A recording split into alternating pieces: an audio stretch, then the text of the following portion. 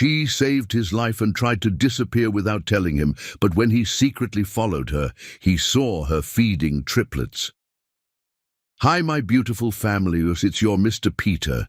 Before anything else, let me speak this prayer over your life. Soft, powerful, and filled with love just for you. May peace settle into your heart like a quiet song. May today bring you moments of stillness, and may your burdens feel lighter than you feared. I pray that love visits you in gentle, unexpected ways. A kind word, a warm hug, a smile that feels like home. May healing touch every part of you that's been hurting, and may joy come softly without asking for permission. You are not forgotten. You are not alone. You are deeply seen, deeply valued, and so deeply loved. Now, Binta says hi, and she's sending all her love wrapped in warm gratitude. She's felt every single prayer you've whispered for me, and her heart is full because of you. But she also looked at me with love and said, "Tell them, my love, I feel their kindness." But why are some of them leaving in the middle? That truly hurts us. Family, please don't leave halfway. If you love me, if you believe in this journey we've shared, stay until the end. Your presence is a gift, and when you're missing, we feel that too. I know some of you have said the introductions are too long, and that's okay. If you need to, you can skip this part, but please don't skip the story. I'm writing every word from my heart, only for you. And now, my sweet family, tell me truly, how did James do today? He's doing his best to carry the love I've poured into these stories. If his voice touched your heart, let us know. If not, I'll always listen, because your feelings matter here. Now please, not out of pressure, but out of love, like this video. Leave a kind comment, share it with someone you care about. Let the world feel what I feel every day, a family built on love, faith, and unshakable connection. Let's begin. With all my love, always. Death was winning the race, and Jim Rodway knew it. Lightning split the night sky like divine fury as his BMW struggled through the apocalyptic downpour, windshield wipers battling uselessly against sheets of rain that turned the world into liquid chaos. 32 years of commanding boardrooms and bending million-dollar deals to his will meant nothing now. Tonight he was just a desperate son racing to reach his dying father's bedside, and losing. "Hold on, Dad. Please, just hold on," he whispered through gritted teeth, his knuckles white against the steering wheel. The call had shattered his perfect evening 28 minutes ago. His father, the unbreakable William Rodway, who'd built a business empire from dirt and determination, who'd never shown weakness or shed a tear in front of his son, was taking his final breaths in Metro General Hospital, 40 miles through hell. Massive heart attack. The doctors had been blunt, 1 hour, maybe less. Every minute Jim spent fighting this storm was a minute stolen from goodbye, from forgiveness, from the words that had been building between them for years. His hands trembled as rain hammered his windshield with divine judgment. He'd spent a lifetime building walls between them, choosing profits over presents, deals over dinners with the old man. Now those walls were crumbling like sandcastles, and all he had left were regrets racing through his mind like accusations. The speedometer climbed past 90 on the flooded highway. Reckless, suicidal. He didn't care. His phone lit up again, another call from the hospital. Jim's heart seized. Was it over? Had he lost his last chance to tell his father he loved him, to beg forgiveness for choosing money over the man who'd given him everything? He reached for the phone with shaking fingers, his eyes leaving the road for one fatal heartbeat. The deer materialized in his headlights like a ghost. Time shattered into fragments. The world became spinning metal, exploding glass, and the sickening symphony of his BMW careening off the highway and tumbling down the rain-soaked embankment. Jim's last coherent thought before darkness swallowed him was his father's disappointed face, and how he'd failed him one final, unforgivable time. 23 minutes later, Almetta L. Smith fought her way through the storm, each step a battle against wind that seemed determined to drive her to her knees. Her threadbare jacket offered no protection against the deluge, and her worn sneakers squelched through puddles that had become treacherous streams. She'd been working late at the medical center, completing her final nursing certification requirements when the last bus broke down. Now she had to walk the 5 miles home through this hellish storm. "Lord, I know you don't give us more than we can handle," she murmured to the storm, rain streaming down her face like tears. "But I'm running mighty low on strength here." At 26, Almetta had buried more dreams than most people dared to have. College was a fantasy she'd abandoned when her mother died, leaving her to care for her ailing grandmother. Love was a luxury she couldn't afford when every dollar went to medicine and rent. But despite the poverty, the loneliness, the constant struggle, her heart remained unbroken. Her faith burned steady as a lighthouse in the storm. The flash of twisted metal caught her eye as lightning illuminated the roadside carnage. Down the muddy embankment, a luxury car lay crumpled against an ancient oak tree, steam rising from its destroyed engine like the breath of something dying. Someone was trapped inside. Without hesitation, Almetta scrambled down the treacherous slope, falling twice and scraping her knees raw. The storm had turned the hillside into a mudslide, but she clawed her way toward the wreckage, her nursing training from the community college and current certification program flooding back to memory. "Hello, can you hear me?" she called out, pressing her face against the spider-webbed driver's window.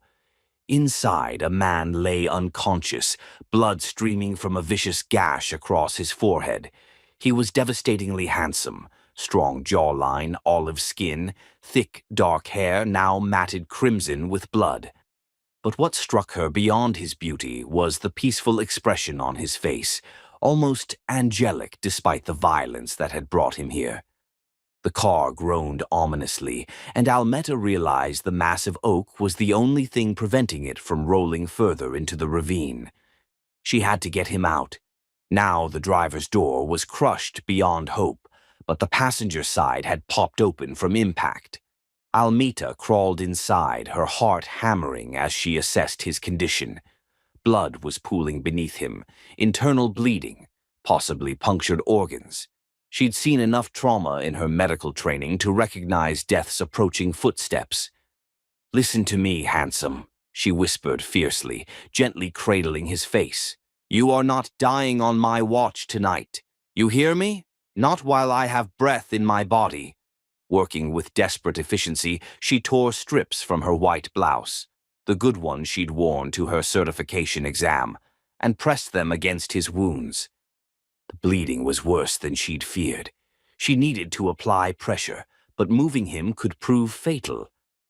"Please, God, guide my hands," she prayed aloud, then began working with the gentle strength that had carried her through every crisis life had thrown at her.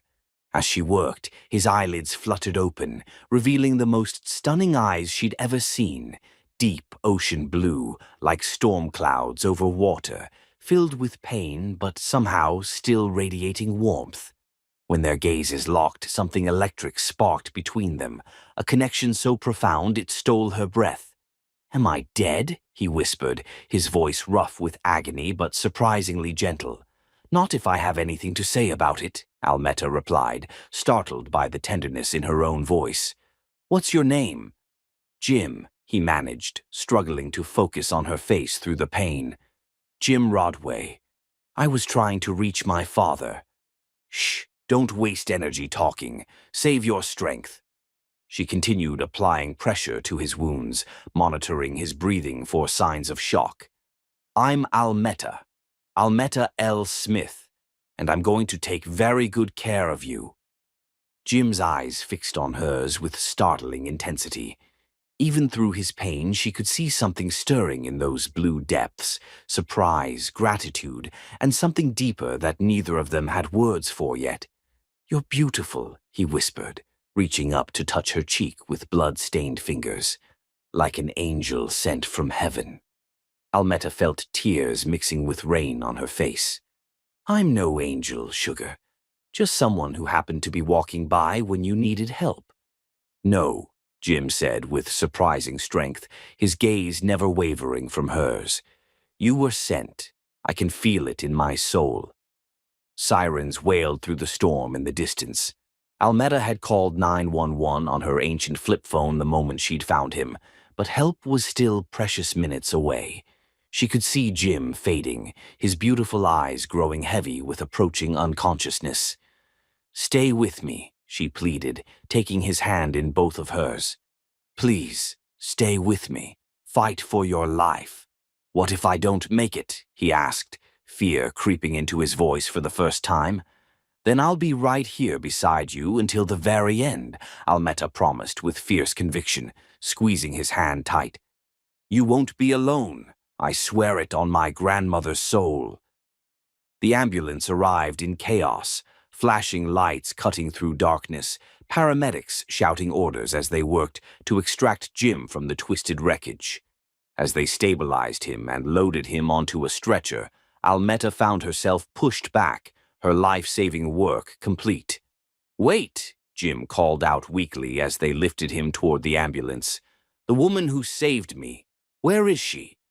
But when the paramedics looked around, Almetta had vanished back into the storm like a guardian spirit, leaving behind only Jim's memory of her face and her grandmother's precious gold locket, broken from her neck during the rescue and lying forgotten in the mud and twisted metal. As the ambulance raced toward Metro General, Jim clutched the delicate locket in his palm, the only proof that his angel had been real. He'd never experienced anything like the soul-deep connection he'd shared with this stranger who'd risked everything to save him. Even through his pain and fear, one thought burned bright and clear. He would find her again, no matter what it took. Death had been winning the race tonight, but Almetta L. Smith had changed the rules entirely. Now Jim had a reason to live, a reason to fight, a reason to become the man worthy of the angel who'd crawled into hell to pull him back to life. The storm was passing, but the real tempest, the one that would transform both their lives forever, was just beginning. Chapter 2: Haunted Hearts. Jim Rodway awakened to the sterile white ceiling of Metro General Hospital, and the first sensation wasn't physical pain. It was the crushing weight of loss settling on his chest like a tombstone carved from regret. 3 days had passed since the accident. 3 days of drifting between consciousness and darkness while his broken body fought to heal. But his soul felt shattered beyond any surgeon's skill to repair. His father was dead. The words echoed in his mind like a death knell. He'd missed saying goodbye by exactly 17 minutes. 17 minutes that would haunt every remaining day of his life. While he'd lain unconscious in twisted metal, William Rodway had taken his final breath, calling out for the son who never came. "The last thing your father said was your name," the night nurse had told him yesterday, not realizing those words would become Jim's personal hell. "He kept asking for you, kept saying he had to wait for Jimmy to come home." Now, staring at the acoustic tiles above his hospital bed, with his ribs wrapped tight and his left arm imprisoned in a cast, Jim felt like he was drowning in an ocean of might-have-beens. The business empire his father had built, the billions in assets, the respect and fear their family name commanded, none of it mattered anymore. What mattered was that he'd spent years choosing profit margins over presence, and now it was eternally too late for redemption. The only thing keeping him from completely surrendering to despair was the memory of her, his angel, his salvation. The woman with gentle hands and fierce determination who'd crawled into a death trap to save his worthless life. Almetta L. Smith. Even her name was poetry, rolling off his tongue like a prayer whispered in cathedral silence. He'd spoken it so many times the nurses thought he was suffering from brain trauma. Jim reached into his nightstand drawer and retrieved the delicate gold locket, running his thumb over its intricate engravings. It was clearly an antique, worn smooth by decades of being treasured. Inside was a faded photograph of an elderly black woman with kind eyes and the same gentle smile he remembered from that storm-lashed night. Her grandmother, without doubt. "Where are you, Almetta?" he whispered to the empty room that smelled of disinfectant and broken dreams. "I need to find you. I need to thank you for giving me a reason to live." But it was more than gratitude driving his obsession. In those moments when their eyes had met in the wreckage, something profound had occurred, a recognition deeper than attraction, stronger than desire. It was as if his soul had finally found its missing piece, scattered across the chaos of twisted metal and falling rain. Dr. Reeves entered the room with his usual concerned expression, chart in hand. "How are we feeling today, Jim?" "Like I've lost everything that ever mattered," Jim replied with brutal honesty, his voice hoarse from disuse. "Your injuries are healing remarkably well. The broken ribs will take another few weeks, but you're young and strong. Physically, you'll make a complete recovery." "And emotionally?" Jim clutched the locket tighter. "My father's dead because I couldn't reach him in time. The woman who saved my life has vanished like she never existed. How do you recover from that kind of devastation?" Dr. Reeves settled into the visitor's chair, his professional demeanor softening. "Grief isn't a wound you heal, Jim. It's a burden you learn to carry. But you can choose how you honor your father's memory moving forward." "I want to find her," Jim said with sudden fierce determination. "The woman who saved me. I have to find her and thank her properly. The police couldn't locate her. She didn't leave any contact information with the paramedics or emergency responders. Then I'll hire investigators. I'll search every hospital, every clinic, every nursing program in the entire state if necessary." Jim's voice grew stronger with each word. "She's out there somewhere, and I'm going to find her if it takes the rest of my life." 8 miles away, in a cramped studio apartment above Chen's laundromat, Almetta L. Smith was waging her own war against grief and crushing guilt. Her grandmother, the woman who'd raised her with nothing but unconditional love and endless sacrifice, had passed away 1 week after the storm, her weak heart finally giving out after months of declining health. The timing felt cruel, losing her grandmother so soon after that life-changing night in the storm. "I'm so sorry, Grandmama," she whispered to the oppressive silence, clutching the faded photograph that was all she had left, of the locket her grandmother had given her on her 16th birthday. "I lost your necklace, the one your own mother gave you, the one you wore every single day. I failed you when you needed me most." The funeral had been yesterday, a simple graveside service, attended by a handful of elderly neighbors and Pastor Williams from their tiny Baptist church. Almetta had worn her only black dress, the one with the carefully hidden hole near the shoulder that she'd tried to conceal with strategic safety pins. She'd stood alone beside the cheap casket, watching them lower the woman who'd been her mother, father, and best friend into the unforgiving ground. Now she sat in the suffocating silence of an apartment that felt cavernous without her grandmother's warm presence. The medical bills had devoured everything, their meager savings, the little jewelry her grandmother had treasured, even the small television that had been their only entertainment. All that remained were memories and the crushing weight of solitude. But through her grief, one memory kept surfacing like a lifeline thrown to a drowning woman. The man in the wreckage, Jim, with his ocean blue eyes and the way he'd looked at her like she was something precious instead of someone worthless. In those terrifying moments when she'd thought he might die in her arms, she'd felt a connection so powerful it had taken her breath away. "You were sent," he'd said with such conviction, and despite everything, Almetta found herself believing it. Maybe she had been sent, not just to save his life, but to discover that she was capable of being someone's salvation, that even someone like her, with nothing to offer but determination and love, could make a difference in this cruel world. The knock at her door startled her from her thoughts. Almetta wiped her eyes and opened it to find Mrs. Chen from downstairs, holding a steaming plate covered with aluminum foil. "Chicken and rice," the elderly woman said in her careful English, her weathered face kind with concern. "You too, Skinny. Need eat more." "Thank you, Mrs. Chen," Almetta managed, accepting the warm plate. "That's incredibly kind of you. You good girl. Take care of grandmother like Angel. Now you take care of yourself, okay? No more crying alone." As Mrs. Chen shuffled back downstairs, Almetta felt fresh tears threatening. Kindness from near strangers seemed to completely undo her these days. She found herself thinking about Jim again. Had he survived his injuries? Had he made it to his father's bedside in time? The not knowing was eating at her soul like acid.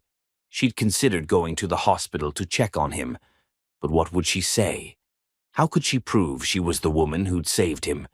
She had no identification, no way to verify herself. And besides, what business did a poor girl like her have visiting a man who'd clearly been wealthy, judging by his expensive car and designer clothes? Their worlds existed in different universes. The storm had brought them together for one miraculous moment, but dawn had revealed the harsh truth. She was nobody special, just a woman who'd happened to be walking by when fate intervened. But late at night, when sleep eluded her and the apartment felt like a tomb, Almetta found herself touching her bare neck where the locket should have rested and remembering the way Jim had whispered her name. Like it was something sacred, like she was someone worth knowing, worth remembering, worth finding again. "Almetta L. Smith," she whispered to herself, trying to hear it the way he had. For just that moment in the storm, she'd felt like she could be somebody's angel instead of somebody's burden.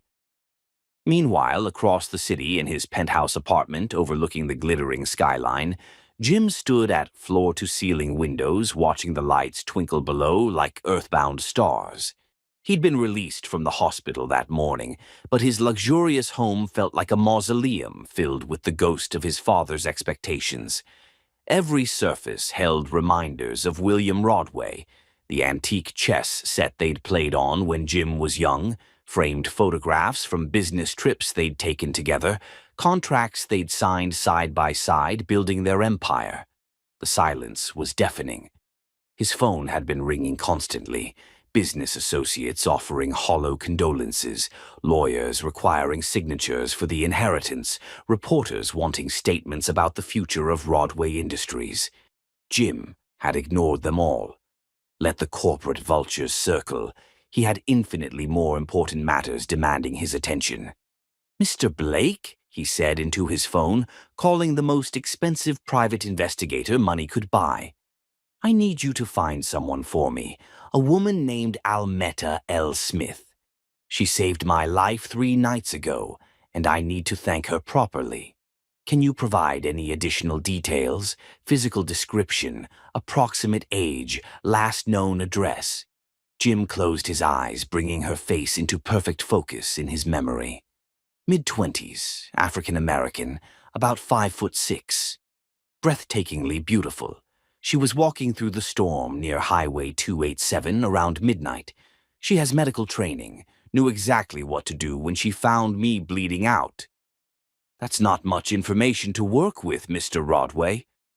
"Then you'd better start working harder," Jim said with quiet intensity. "I don't care what it costs or how long it takes. Find her, Blake. Find my angel." As he ended the call, Jim touched the locket again, feeling its warmth against his palm. Somewhere in this vast city, his salvation was grieving too. He could sense it in his bones, feel it in the connection that transcended physical distance. The bond they'd shared went beyond the accident. It was soul deep and absolutely unbreakable. "I'm going to find you, Almetta," he promised the night sky that sparkled with possibilities. "And when I do, I'm going to spend whatever time I have left proving that some things matter more than money. Some people are worth everything." Neither of them found sleep that night. Both lay staring at different sections of the same star-filled sky, both carrying pieces of each other's hearts without fully understanding the magnitude of what had begun. The storm had ended, but the real tempest, the one that would reshape both their lives in ways they couldn't imagine, was just beginning to gather strength. Chapter 3. Ultimate Sacrifice. 2 weeks after laying her grandmother to rest, Almetta thought she'd experienced the deepest heartbreak possible. She was devastatingly wrong. The call shattered her restless sleep at 2:47 a.m., jolting her from dreams filled with storm-blue eyes and gentle voices. Keisha's name flashed on her cracked phone screen, and Almetta's heart lifted for the first time since the funeral. Her best friend always seemed to know exactly when she needed to hear a familiar voice. "Girl, thank the Lord you're calling," Almetta whispered, sitting up in her narrow bed. "I've been drowning over here and—" "Is this Almetta Smith?" The voice was male, official, and heavy with the careful sympathy that always preceded life-destroying news. Almetta's blood turned to ice water in her veins. "Yes. Who is this? Where's Keisha?" "This is Sergeant Martinez with Metro Police. Ma'am, I'm deeply sorry to inform you that Keisha Washington was killed in a motor vehicle collision tonight. She was struck by a drunk driver on Martin Luther King Boulevard at approximately 1:15 a.m. The words hit Almetta like physical blows, each syllable shattering another piece of her already fractured heart. "No," she gasped, her voice barely a whisper. "No, that can't be right. She was supposed to visit me tomorrow. We had plans." "Ma'am, I understand this is devastating news. Miss Washington had your contact listed as her emergency contact. There's something else we need to discuss urgently. She had 3 children with her, triplets, 15 months old. They survived the crash thanks to their car seats and are currently at Metro General Hospital. Child Services needs to know if there's family who can take custody." The world tilted sideways beneath Almetta. Keisha's babies, Hope, Faith, and Isaiah. 3 perfect innocent angels who were now orphans because some drunk bastard couldn't be bothered to call a taxi. At 15 months, they were just beginning to walk and talk, just starting to become little people with personalities. "Their father?" she asked, though she already knew the painful answer. "No father listed on any birth certificates. Miss Washington was a single mother with no known relatives. Are you aware of anyone who might be able to care for the children?" "I'll be right there," Almetta interrupted, her voice growing stronger despite the tears streaming down her face. "Don't let anyone else take them. I'm coming now." She threw on clothes and ran through empty streets, her heart pounding with equal measures of grief and desperate purpose. Keisha had been infinitely more than her best friend. She'd been her sister in every way that mattered, her confidant, the one person who'd never judged her for being poor or uneducated or struggling. They'd grown up together in the foster system, 2 throwaway kids who'd found family in each other when the world offered nothing but disappointment. And Keisha's babies. Almetta had been present at their births, had held each tiny perfect body in her arms, and sworn to love them forever. Hope with her cafe au lait skin and impossibly serious dark eyes, Faith with her copper ringlets and infectious giggle that could light up the darkest room. Isaiah with his warm caramel complexion and surprisingly strong grip that had wrapped around Almetta's finger and claimed her heart instantly. Metro General was a maze of harsh fluorescent corridors and antiseptic smells that reminded her too painfully of her grandmother's final days. She found the NICU and pressed her face against the viewing window, her heart shattering completely at what she saw. The 3 cribs stood in a neat row, each containing a confused, crying baby. Hope kept reaching through the bars as if searching desperately for her mother's familiar touch. Faith's usual radiant smile had vanished, replaced by the bewildered tears of an infant who didn't understand why everything felt wrong. Isaiah was making soft whimpering sounds that Keisha used to say meant he was frightened and needed comfort. Almetta? A social worker approached, a tired-looking woman with kind but weary eyes and a clipboard full of bureaucratic heartbreak. I'm Sandra Phillips. I'm terribly sorry for your loss. I want them, Almetta said without preamble, never taking her eyes off the babies. Keisha's children. I want to take them home with me. Sandra sighed with practiced patience. I understand the emotional impulse to help, but caring for 3 infants simultaneously is an enormous responsibility. Are you married? Do you have family support, stable employment, and adequate housing? Almeta finally turned from the window, her jaw set with the same fierce determination that had driven her to crawl into a wrecked car to save a stranger's life. I have love. That's what matters most. Love doesn't pay for formula, diapers, daycare, or medical bills, Sandra said, gently but firmly. These children have extensive needs. The state requires proof of. These children need someone who knew their mother intimately, Almetta interrupted, her voice growing passionate. Someone who was there when they were born, who knows that hope likes to be rocked counterclockwise and faith needs to hear singing to fall asleep, and Isaiah calms down when you hum gospel hymns. They need someone who loved Keisha enough to die for her, and who loved them with that same fierce devotion. Sandra studied her carefully. Where do you work, Almetta? I'm between jobs currently, Almetta admitted, hating how pathetic it sounded. But I'll find employment. I'll work 3 jobs if necessary. Current living situation? A studio apartment on Elm Street. She didn't mention it was above a laundromat in the worst part of town, or that her rent was already 3 weeks overdue. Mrs. Smith, I truly admire your heart, but the state has strict requirements before placing children, especially 3 at once. You'd need larger housing, steady income, character references, proof of stability. How long do I have? Almetta asked, watching Hope continue to reach desperately through the crib bars. 72 hours to demonstrate you can provide adequate care. If not, they'll be placed in foster care, quite possibly separated into different homes. The thought of these precious babies, Keisha's legacy, being torn apart and scattered to strangers, made Almetta physically ill. Keisha had grown up in foster care, bounced from house to house like an unwanted burden. She'd sworn her children would never experience that particular form of heartbreak. I'll make it work, Almetta said with unshakable conviction. Whatever it takes, I'll make it work. The next 2 weeks blurred together in a haze of desperate determination. Almetta had already been looking at a larger apartment, and she used her nursing program connections to secure both a weekend position at a local clinic and expanded hours at her current cleaning job. She lied shamelessly to 3 different potential employers about her experience, finally securing a night shift at an all-night diner and a day shift cleaning downtown offices. When she would sleep became a problem for future consideration.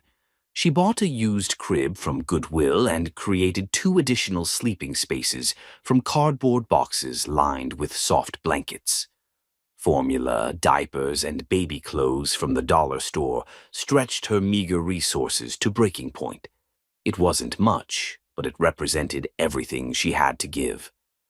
On the 3rd day, Sandra arrived at the new apartment with the babies and a thick stack of legal documents.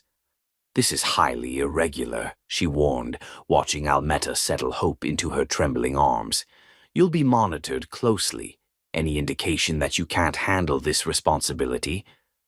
I can handle anything for these children, Almetta said firmly, feeling Faith curl trustingly against her chest, while Isaiah wrapped his tiny fingers around hers. They're mine now. They're my babies, and I'm their mama.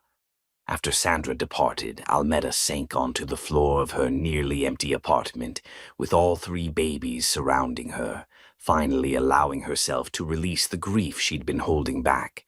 Not quiet, dignified tears, but raw, wrenching sobs that came from the deepest chambers of her soul. "I'm sorry, Keisha," she whispered through her tears. "I'm sorry I couldn't save you the way I saved that stranger in the storm.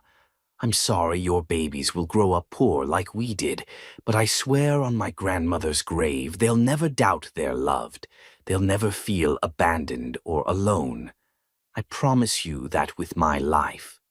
Hope gazed up at her with those impossibly serious dark eyes, as if she understood every word. Faith reached for Almeta's face with tiny, curious fingers, and Isaiah made the soft, cooing sound that meant he felt safe and protected. "Hope, Faith, Isaiah," Almeta said softly, testing their names on her tongue like a sacred prayer. "You're mine now, and I'm yours. I'm going to love you so fiercely that it'll make up for everything this cruel world tries to take from you." The first night was chaos incarnate. The babies cried in perfectly timed shifts, as if they'd coordinated their distress to ensure maximum exhaustion. Almeta paced the floor for hours, bouncing one while the other two awaited their turns. She sang every lullaby she remembered, hummed every gospel hymn her grandmother had taught her, and whispered promises she had no earthly idea how to keep. By dawn, she was utterly exhausted, completely overwhelmed, and more terrified than she'd ever been. But when Faith finally drifted off to sleep in her arms, tiny fist curled against Almeta's neck in perfect trust, she knew she'd made the only choice her heart could live with. These babies were her purpose now, her reason to keep fighting when everything else seemed hopeless. As morning sunlight streamed through their small windows, Almeta thought about the man from the storm, Jim, with his beautiful blue eyes and gentle voice. She wondered if he'd ever known love like this, so fierce it changed the fundamental structure of your soul. She wondered if he'd survived his injuries, if he'd reached his father in time. Most importantly, she wondered if he'd understand why she'd chosen this overwhelming life, 3 babies and a mountain of struggle, over the easier path of letting the state handle everything. Something deep in her heart suggested he would. Something about the way he'd looked at her in those moments between life and death told her he understood sacrifice, understood what it meant to put love before logic and hearts before convenience. "Someday," she whispered to Faith's sleeping face, "I'm going to tell you about the night I learned that some things are worth dying for, and some things, like you 3 precious angels, are worth living for, no matter how hard it gets." Outside, the world was awakening to another ordinary day, but inside apartment 3B, Almeta L. Smith was beginning the extraordinary journey of loving 3 children with the boundless heart of a woman who'd lost everything and found everything in the same breath. The road ahead would be impossibly difficult, but she'd walk it gladly for the privilege of being their mama. Chapter 4. Cruel Whispers. 2 years, 730 days of loving 3 children with every fiber of her being, and still the whispers followed Almeta like poison wherever she went. Look at her parading around with those babies. 3 different daddies, guaranteed. Shameless, having children she can't afford to properly feed. I heard she's one of those women who sells herself. How else could someone like her manage? The cruel words cut deeper than winter wind, but Almeta had learned to keep walking with her head held high, even when her heart was bleeding. She pushed the second-hand stroller down the cracked sidewalk of Maple Street, 3 beautiful toddlers chattering and pointing at the world with innocent wonder that made every sacrifice worthwhile. Hope, now 3.5, sat regally in front with her serious dark eyes absorbing everything like she was cataloging details for future reference. She was the deep thinker, already reading simple words and forming complete sentences with careful precision. Faith bounced beside her, copper curls catching afternoon sunlight as she babbled joyfully to every person they passed. And Isaiah, secure in back, hummed one of the gospel songs Almeta sang during their bedtime routine, his voice sweet and pure despite his tender age. They were absolutely perfect, intelligent, loving, resilient children who deserved infinitely better than the judgment that followed them like a dark cloud.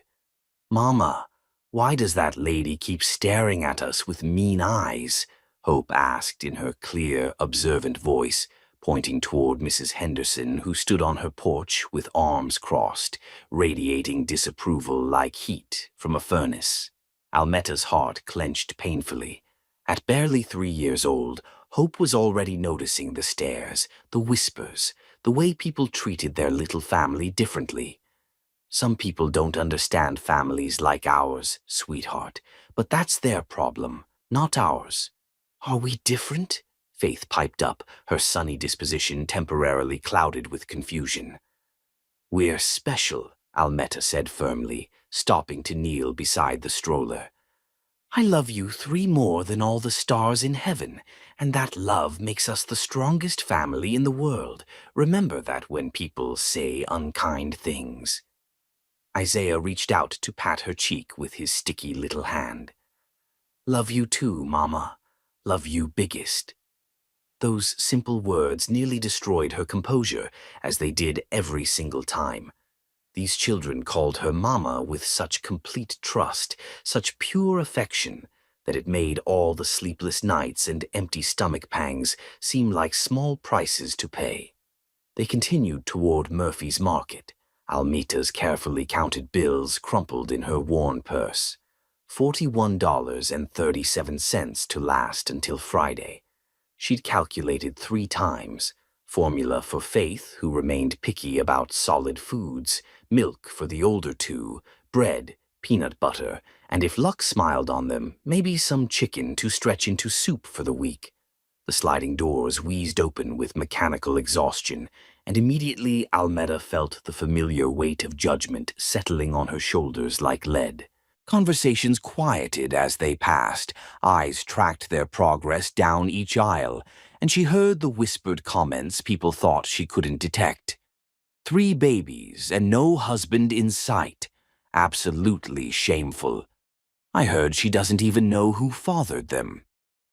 Living off government assistance while decent people work honest jobs. If only they knew the truth. If only they understood that Almetta worked 3 demanding jobs, cleaning offices from 4 a.m. to 8 a.m., watching Mrs. Rodriguez's children from 8:30 a.m. to 3 p.m., and stocking shelves at Corner Market from 8 p.m. to midnight. She survived on 4 hours of sleep, lived on coffee and pure determination, and every hard-earned penny went directly to caring for Hope, Faith, and Isaiah. But she couldn't reveal the truth about Keisha without dishonoring her best friend's memory. The explanation would only generate more questions, more judgment, more opportunities for small minds to find fault. Better to endure their assumptions and focus on what truly mattered. Loving these precious children. "Mama, I'm thirsty," Isaiah whispered, tugging gently on her faded jacket. "When we get home, baby boy." "Mama's got some nice juice waiting for you." She didn't mention that the juice was mostly water with a splash of apple concentrate to make their supplies last longer. The children never complained, never demanded more than she could provide.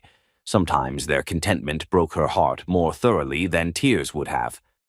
At the checkout line, familiar shame washed over her as she counted bills and coins, acutely aware of people behind her watching every transaction with barely concealed disdain.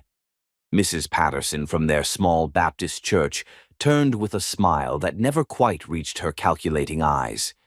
"Almetta, dear, how are you managing with those 3 little ones?" "We're doing just fine, Mrs. Patterson. Thank you for asking. It must be incredibly difficult, especially without—" She paused meaningfully, glancing at the children. "Well, without proper male support. Have you considered that there are assistance programs for women in your particular situation?" The condescension dripping from her voice made Almetta's jaw clench, but she forced a polite smile. "What situation would that be, ma'am?" Mrs. Patterson flustered, realizing she'd ventured into territory she couldn't navigate gracefully. "Well, I simply meant 3 children is overwhelming for anyone to handle alone.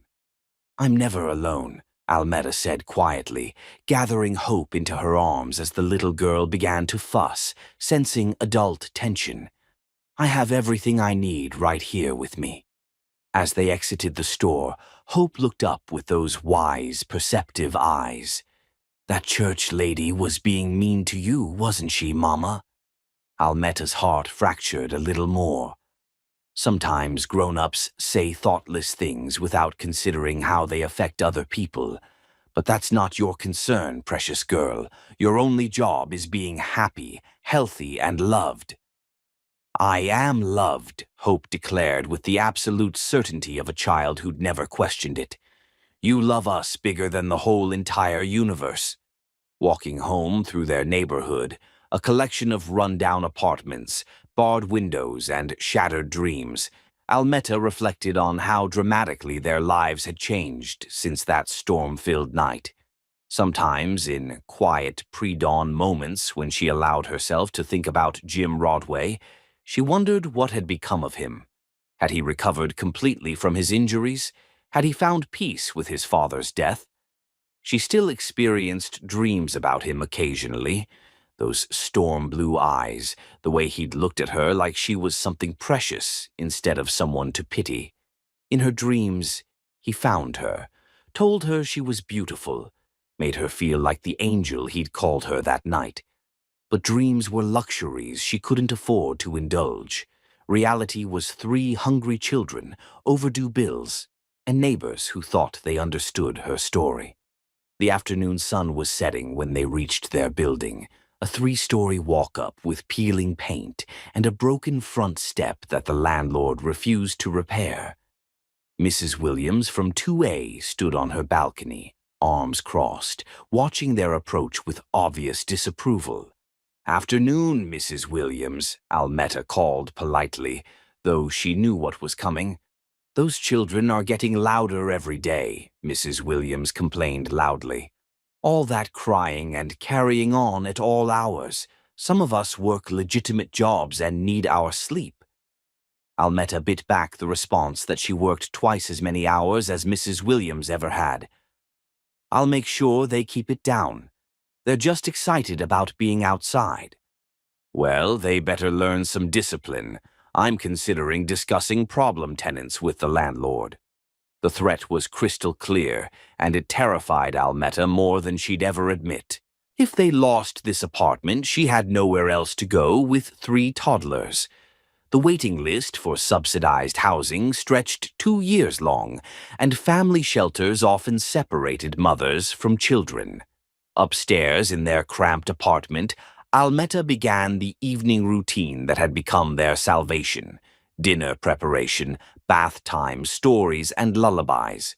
She watched Hope patiently help Faith with her sippy cup, saw Isaiah spontaneously share his crackers without being asked, and marveled at how much genuine love could flourish in such limited space.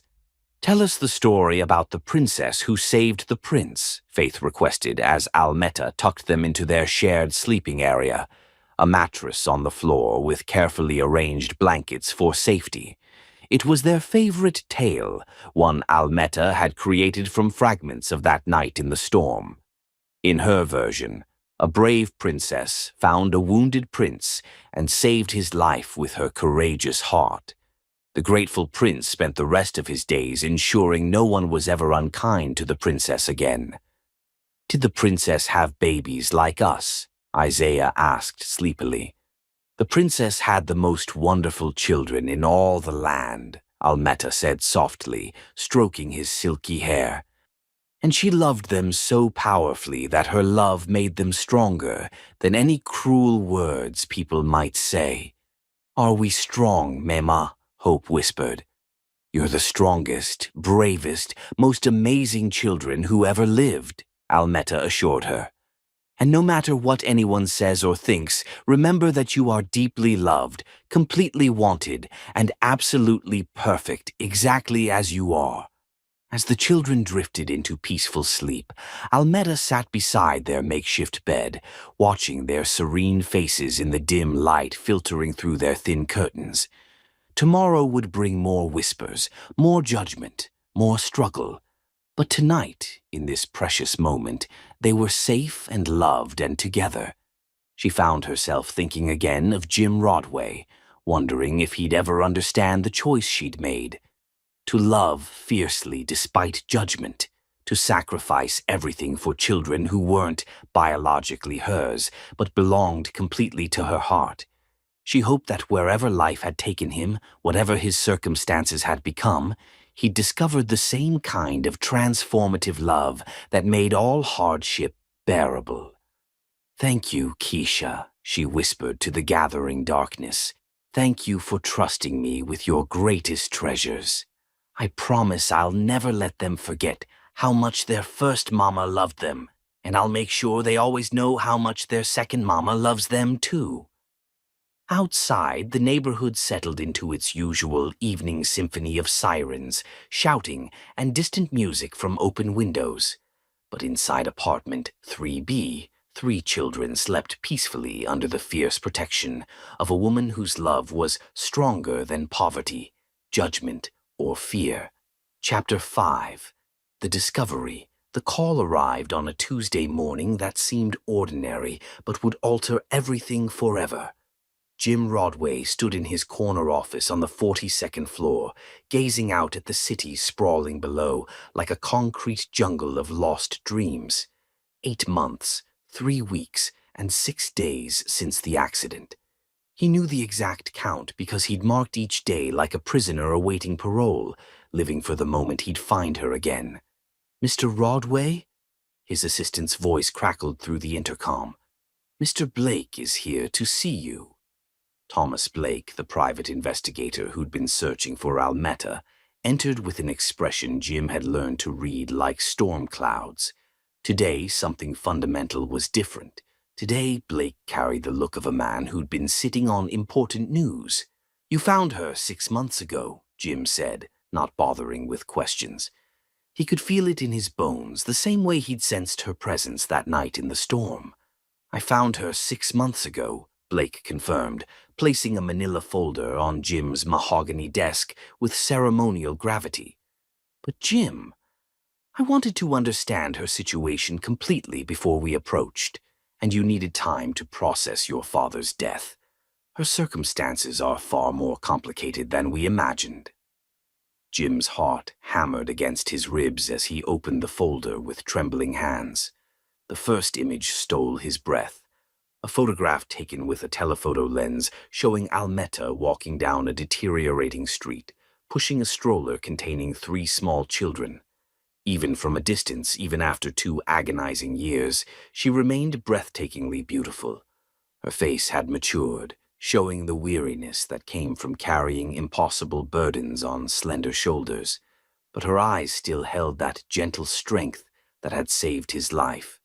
3 children, Blake said quietly, watching Jim's reaction carefully. Triplets, approximately 2.5 years old. Jim stared at the photograph, his mind reeling with implications. 3 children, born around the time of their fateful meeting. The mathematical possibilities hit him like a physical blow, and for a moment, breathing became impossible. Are they? He couldn't complete the devastating question. "I don't believe they're yours, and my investigation confirmed they're not," Blake said carefully. "They're the children of her deceased best friend, Keisha Washington. Birth certificates, hospital records, everything checks out. But the neighborhood doesn't know this, and there's significantly more to this story. Jim, she's living in an extremely rough neighborhood, barely surviving from what I can observe. And the local residents, they're incredibly cruel to her." Jim's hands trembled as he examined more photographs. Almetta at a grocery store, counting coins with heartbreaking precision. Almetta leaving a building at dawn, clearly heading to work while the children slept. Almetta on a park bench, sharing a single sandwich among all 4 of them, while other mothers whispered and pointed with undisguised contempt. "What do you mean, cruel?" His voice dropped to a dangerous whisper. Blake shifted uncomfortably in his chair. "There's vicious gossip throughout the neighborhood. Rumors about how she ended up with 3 children. Most of it's absolutely brutal, Jim. They believe she's... Say it clearly. They think she's a prostitute, that the children have different fathers, that she doesn't know their identities. I've heard some of the things people say when they think no one's listening, and it's devastating." Rage, pure and incandescent, coursed through Jim's veins like molten steel. The woman who'd crawled into twisted wreckage to save his life, who'd risked everything for a complete stranger, was being treated like garbage by people unworthy to breathe her air. "Where is she?" he demanded, already reaching for his coat with deadly purpose. "Jim, wait. You need to consider this carefully. You don't know the complete story. Maybe those children are hers. Maybe the rumors contain some truth." "The rumors are lies," Jim said with absolute, unshakable certainty. "I know her soul. I looked into her eyes for 10 life-changing minutes, and I know exactly who she is. She's incapable of the things they're suggesting." "How can you be so completely certain?" Jim touched the locket in his pocket. He'd carried it every single day for 2 years, a talisman of hope and unwavering memory. "Because she saved my life, expecting nothing in return. Because she vanished rather than try to profit from her good deed. Because when I was dying, she held my hand and promised I wouldn't face death alone. That's not the behavior of someone who sells herself. That's the behavior of an angel walking among us." Blake sighed, recognizing the futile task of changing Jim's iron determination. "She lives at 412 Maple Street, apartment 3B. Jim, I must ask, what exactly are you planning to do?" "What I should have done 2 years ago," Jim replied, heading for the door with renewed purpose. "I'm going to find my angel and ensure no one ever hurts her again." The drive to Maple Street took Jim through sections of the city he'd never seen, despite living here his entire privileged life. His Mercedes looked absurdly out of place among broken-down vehicles and vacant lots, drawing suspicious stares from people lounging on stoops and gathering around street corners. By the time he reached Almeta's building, he understood completely why Blake had seemed so concerned. This wasn't merely poverty. This was desperation made manifest, the kind of place where hope came to die slowly and dreams were luxuries no one could afford. The thought of Almeta living here, raising 3 children in this environment, made him physically nauseated. He remained in his car for nearly an hour, watching the building, gathering courage to climb those stairs. What would he say? How did you approach someone after 2 years and explain that you'd never stopped thinking about them, never stopped loving them, despite sharing less than 10 minutes of conversation? Movement in a second-floor window captured his attention.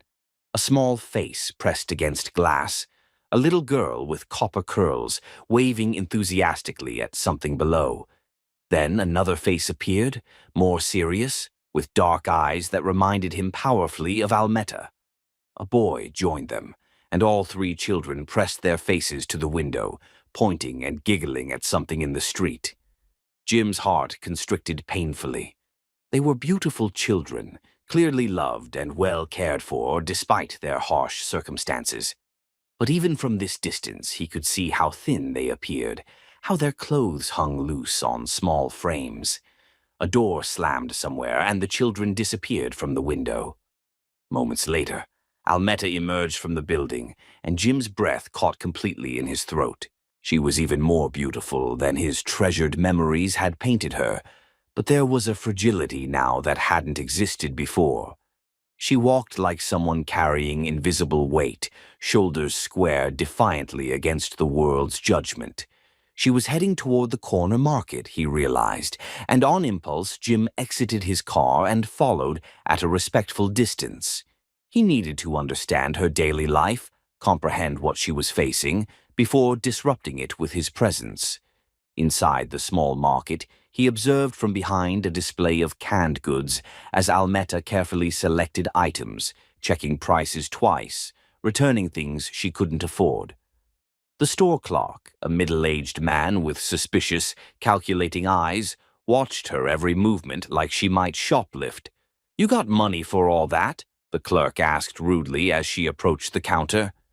"Yes, sir," Almeta replied quietly, pulling out a handful of crumpled bills and counting them with painstaking care. "Humph.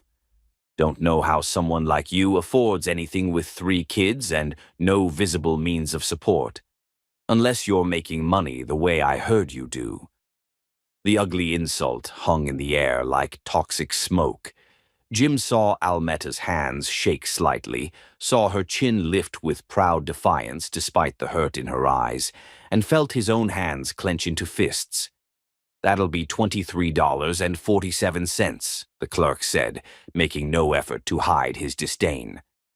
Almeta counted her money again, and Jim witnessed her face fall in defeat. She was short, perhaps $3 or $4, but it might as well have been 300 for the despair that crossed her features. "I'll put the milk back," she said quietly, reaching for the gallon. "The children need milk more than I need coffee," she murmured to herself. But Jim heard every heartbreaking word. He couldn't endure another second. Moving without conscious thought, Jim stepped forward and placed a $50 bill on the counter. "That should cover everything," he said quietly. Almeta turned, and when their eyes met, the entire world stopped spinning. For a moment that lasted forever, they simply stared at each other. 2 years of longing and loss and desperate hope contained in a single, electric look. "Jim," she whispered, his name falling from her lips like a prayer answered. "Hello, Almeta," he said softly, drinking in the sight of her beloved face. "I've been searching for you for what feels like forever." The store clerk looked between them with confusion and growing irritation. "You two know each other?" Neither answered. They were lost in each other's eyes, in the memory of a stormy night that had changed both their lives irrevocably. "I thought you might be dead," Almeta said, her voice barely audible. "I went to the hospital repeatedly, but they said you'd been discharged, and I didn't know your last name, and I—" "You went to the hospital?" Jim stepped closer, unable to believe what he was hearing. "You looked for me?" "Every single day for 3 weeks," she admitted, tears beginning to form in her beautiful eyes. "I just needed to know you survived, that you'd reached your father in time." Jim's heart shattered and rebuilt itself in the same instant. She'd searched for him. She'd cared enough to worry, to hope, to seek him out.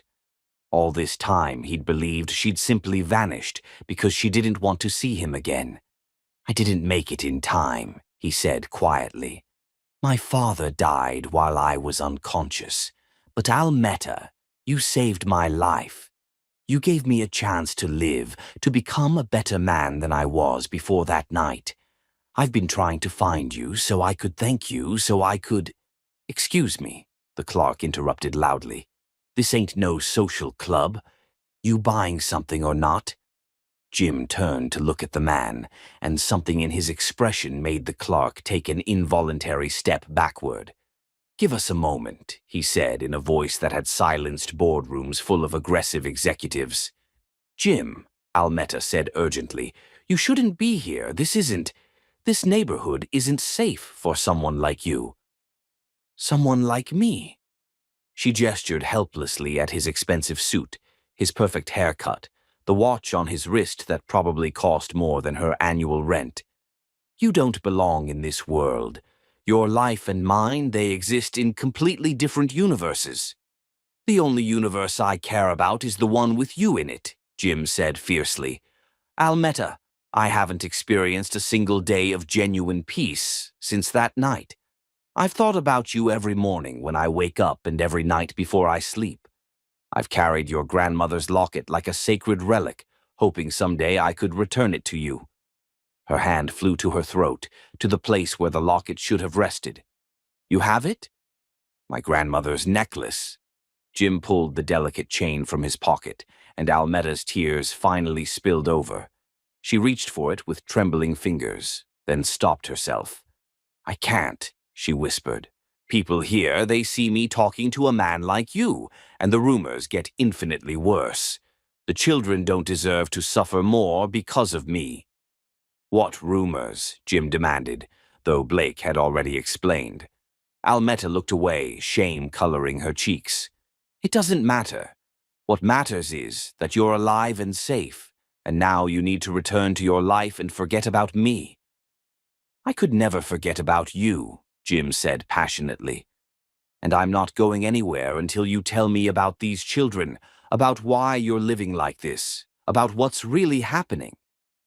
Before Almetta could respond, the store clerk slammed his hand on the counter. "I said this ain't no social club. Buy something or get out." Jim fixed the man with a stare that could have frozen hellfire. "I'll purchase this entire store if it means I can speak with this woman in peace. Now step back and give us space, or find yourself looking for new employment." The clerk's eyes widened as he registered Jim's obvious wealth and authority. He retreated behind the counter, muttering under his breath, but no longer daring to interrupt. "Please," Almetta whispered, looking around nervously at other customers who were beginning to stare with undisguised curiosity. "Not here. If you truly want to talk, meet me at Washington Park tomorrow at noon. But Jim, I'm warning you. When you hear my story, when you understand what people think about me, you're going to wish you'd never found me." "There's nothing you could tell me that would make me regret finding you," Jim said with absolute conviction. "Nothing in this world or the next." Almetta gathered her groceries with shaking hands, then looked at him one final time with eyes full of pain and hope and desperate love. "Tomorrow at noon," she said quietly. "And Jim, thank you for the milk. The children, they really need it." She departed without another word, and Jim stood in the dingy market feeling like he'd just been struck by lightning. She was alive, she was here, and tomorrow he would finally learn the truth about the woman who'd haunted his dreams for 2 endless years. As he walked back to his car, Jim noticed the stares, the whispers, the way people looked at him with suspicion and curiosity. If this was what Almetta faced every day simply for being poor, he could only imagine what she endured because of the vicious rumors about her children. Tomorrow, he decided with iron determination, would change everything. Tomorrow he would begin the process of ensuring his angel never had to face the world's cruelty alone again. Chapter 6. The Approach. Almetta arrived at Washington Park 30 minutes early. Her nerves stretched tighter than violin strings. She'd barely slept the previous night, torn between desperate hope and paralyzing terror. Hope that maybe, somehow, Jim Rodway could be the miracle she'd never dared pray for. Terror that once he learned the truth about her life, he'd look at her with the same disgust that had become her daily bread. She sat on a weathered bench near the playground, watching children from wealthier neighborhoods play on equipment she could never afford to bring hope, faith, and Isaiah to. Their clothes were pristine and new, their laughter carefree in a way that made her heart ache. Her phone buzzed, Mrs. Rodriguez confirming she could watch the children for an extra hour. Almetta had fabricated a story about a job interview, not wanting to explain about Jim. How could she make sense of something she didn't understand herself? "You came." The voice behind her was soft, reverent, and Almetta turned to see Jim approaching with careful steps. He looked different in casual clothes, dark jeans and a simple blue sweater that made his eyes even more striking. But he still radiated confidence that came from a life where doors opened and problems dissolved with money. "I wasn't entirely certain you would," she admitted, gesturing for him to sit beside her. "I would have waited here all day if necessary," Jim said, settling carefully beside her while leaving respectful space. "All week, all year, however long it took." The sincerity in his voice made her chest constrict painfully. Why, Jim? Why were you searching for me? You don't owe me anything. I simply did what any decent person would have done. That's where you're absolutely wrong, he said quietly, pulling her grandmother's locket from his pocket and extending it toward her. Not everyone would have risked their life for a complete stranger. Not everyone would have stayed with me, comforted me, ensured I wasn't alone. You gave me more than just my life that night, Almetta. You gave me hope when I had none left. She accepted the locket with trembling fingers, feeling the familiar weight against her palm. For 8 months, she'd mourned its loss almost as deeply as her grandmother's death. Now, having it returned felt like reclaiming a piece of her soul. I can't accept whatever debt you think you owe me. Jim, I'm not the person you think I am. Then tell me who you are, he said, gently, his voice carrying infinite patience. Tell me about your life, about the children. Help me understand the truth. Almetta gazed out at the playground, gathering courage. Those children, it's complicated, she said quietly, testing the waters. Their situation isn't what people assume. She felt Jim's attention intensify, felt him leaning slightly closer without invading her space. I'd like to understand if you're willing to share. People in my neighborhood, they don't know the truth. They think I'm a prostitute. They believe I had 3 babies with different men and don't even know who the fathers are. They think I'm trash walking the earth. The words hung between them like an open wound. Almetta couldn't bring herself to look at Jim's face, couldn't bear to witness the moment when understanding dawned and his opinion shifted. And you allow them to think that, Jim said slowly, his voice filled with something that sounded like awe. To protect someone's memory.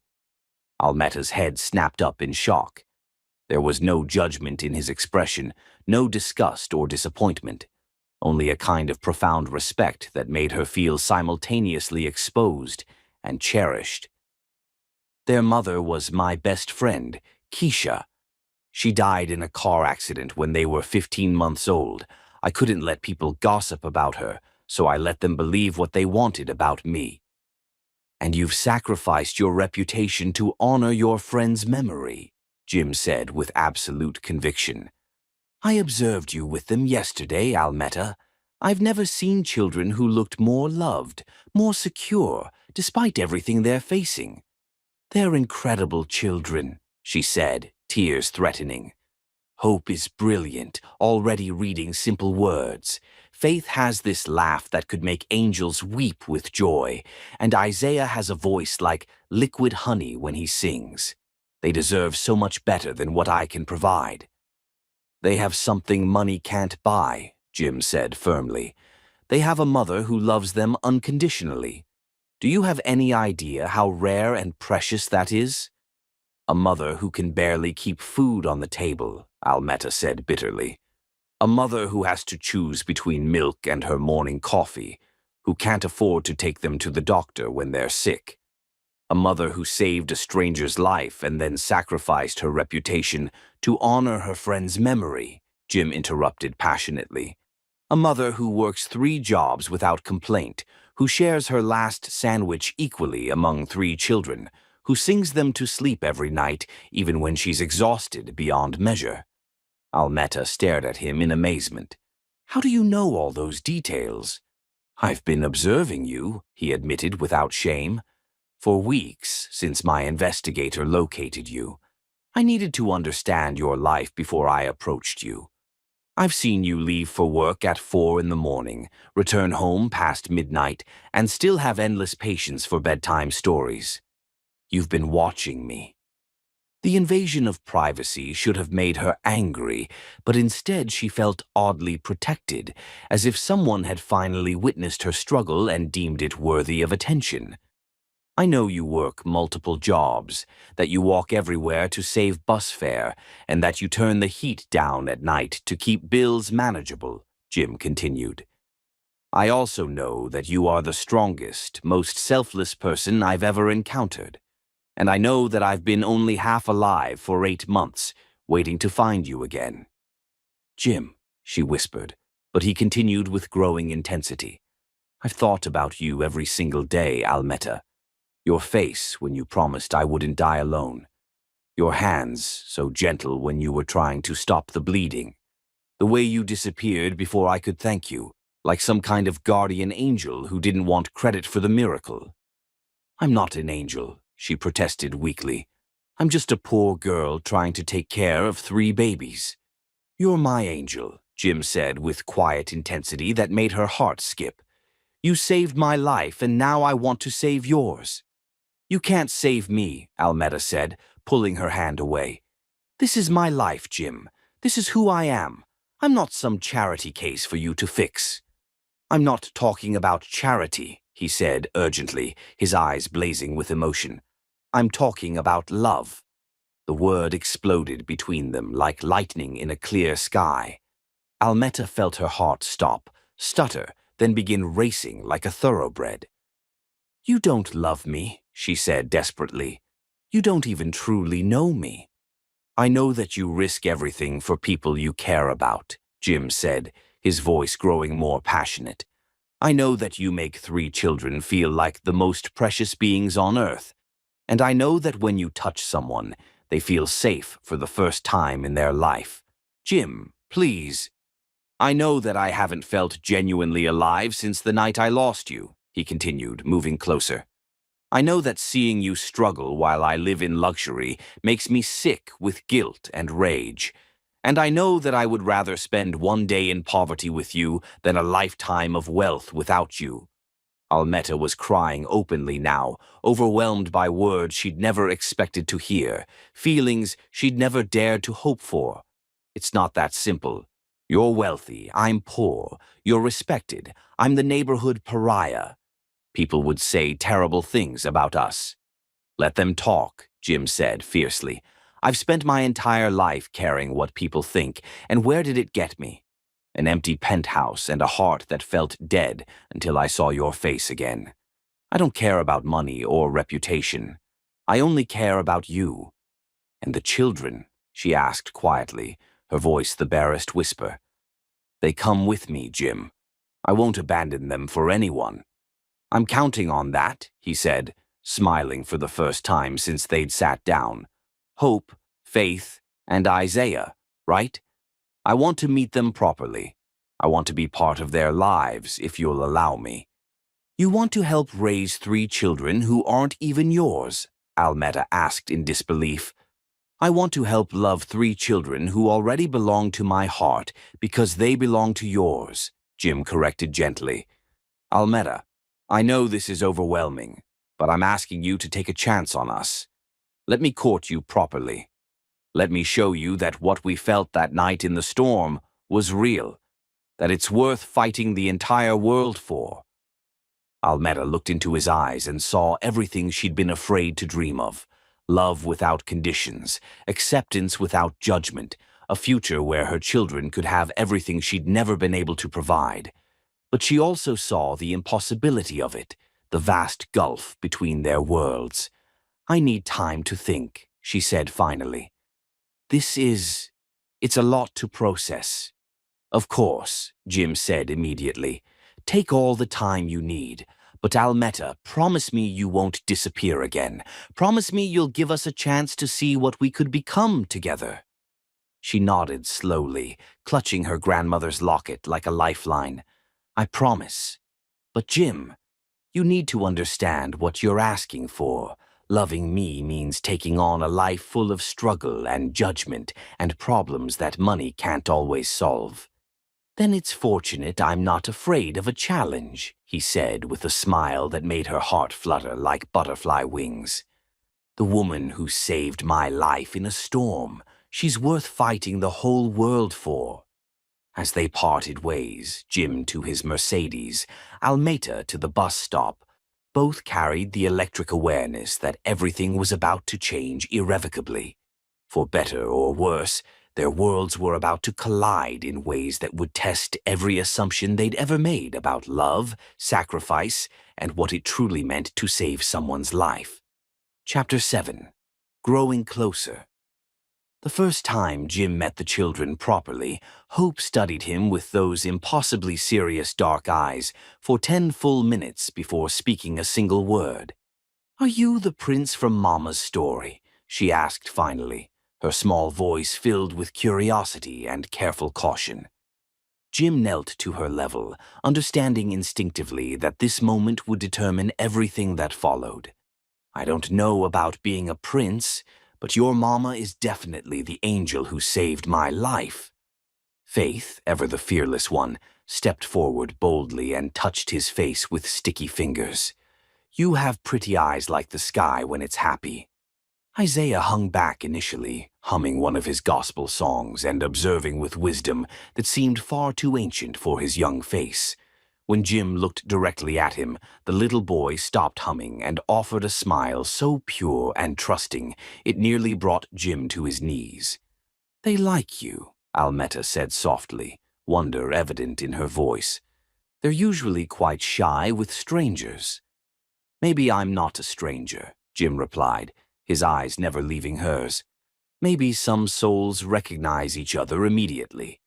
That conversation had occurred 3 weeks ago, and now Jim's presence had become intricately woven into the fabric of their daily lives.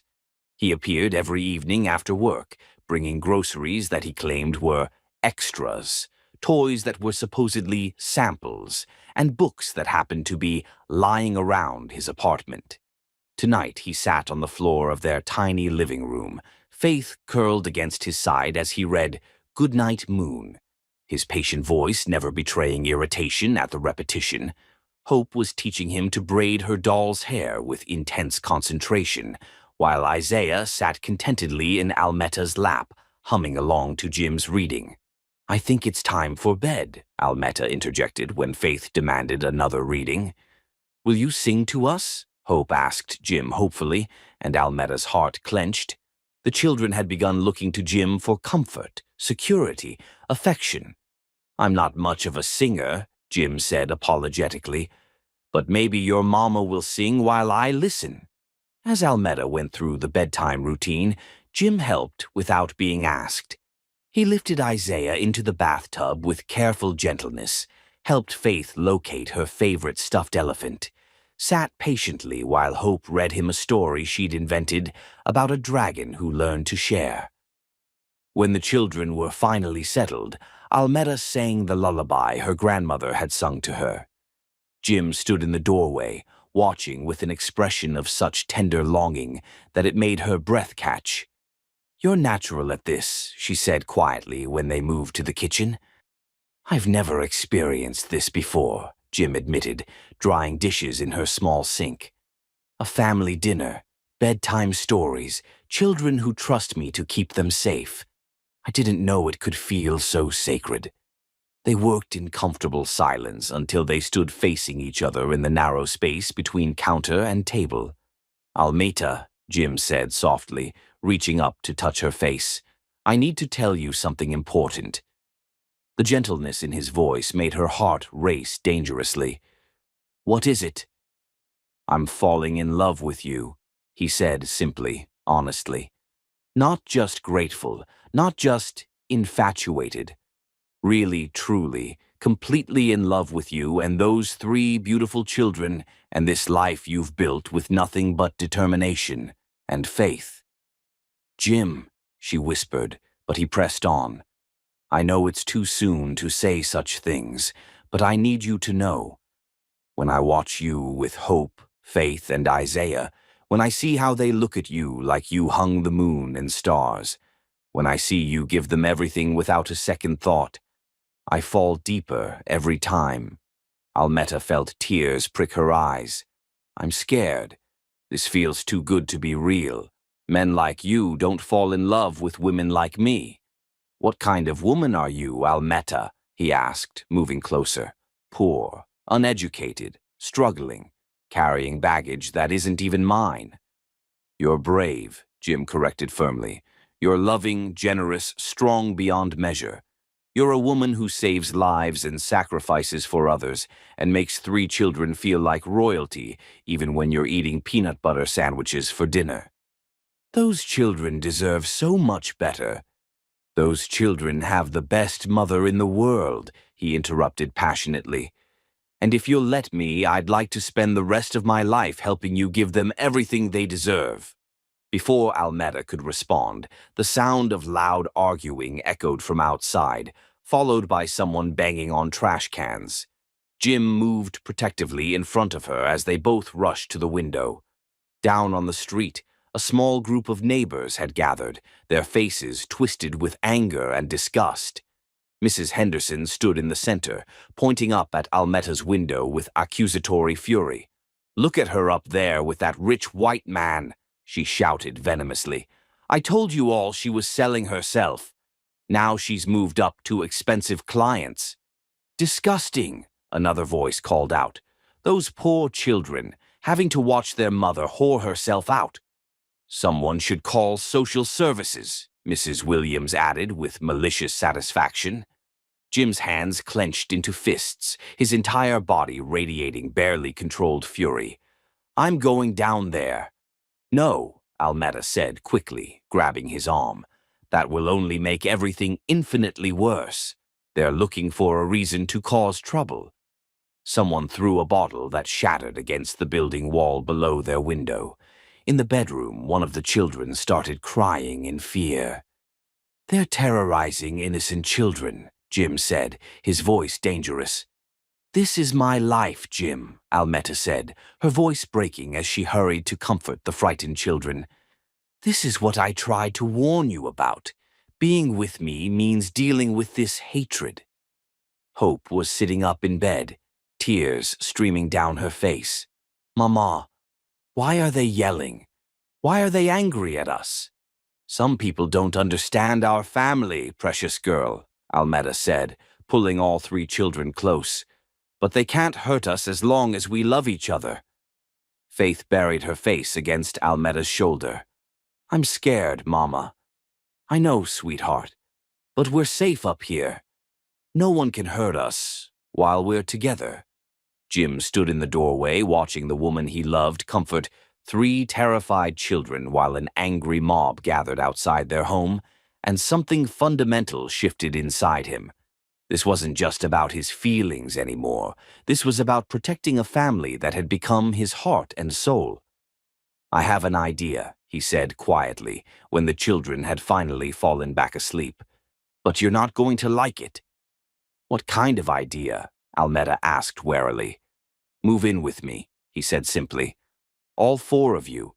My penthouse has 3 spacious bedrooms, security that won't let anyone near you. The children could have their own rooms, proper beds, a safe place to play." "Absolutely not," Almeta said immediately. "Jim, I can't be your kept woman. That would only prove what everyone already believes about me." "Then marry me," he said, the words escaping before he could stop them. The silence that followed was deafening. Almeta stared at him like he'd sprouted wings. "You're completely insane," she whispered finally. "We've known each other for 3 weeks." "I've loved you for 8 months," he countered. "And not just loved the idea of you, but loved the reality of who you are. I've seen you at your most vulnerable, most overwhelmed, and I've never been more certain of anything in my entire life. Marriage is about more than love, Jim. It's about compatibility, about building a life together, about choosing to love someone every day for the rest of your life," he interrupted. "About putting their needs above your own, about protecting and cherishing them no matter what the world throws at you. Tell me you haven't felt that. Tell me you don't love me too." Almeda closed her eyes, feeling the weight of loneliness and struggle pressing against the hope that bloomed whenever she looked at him.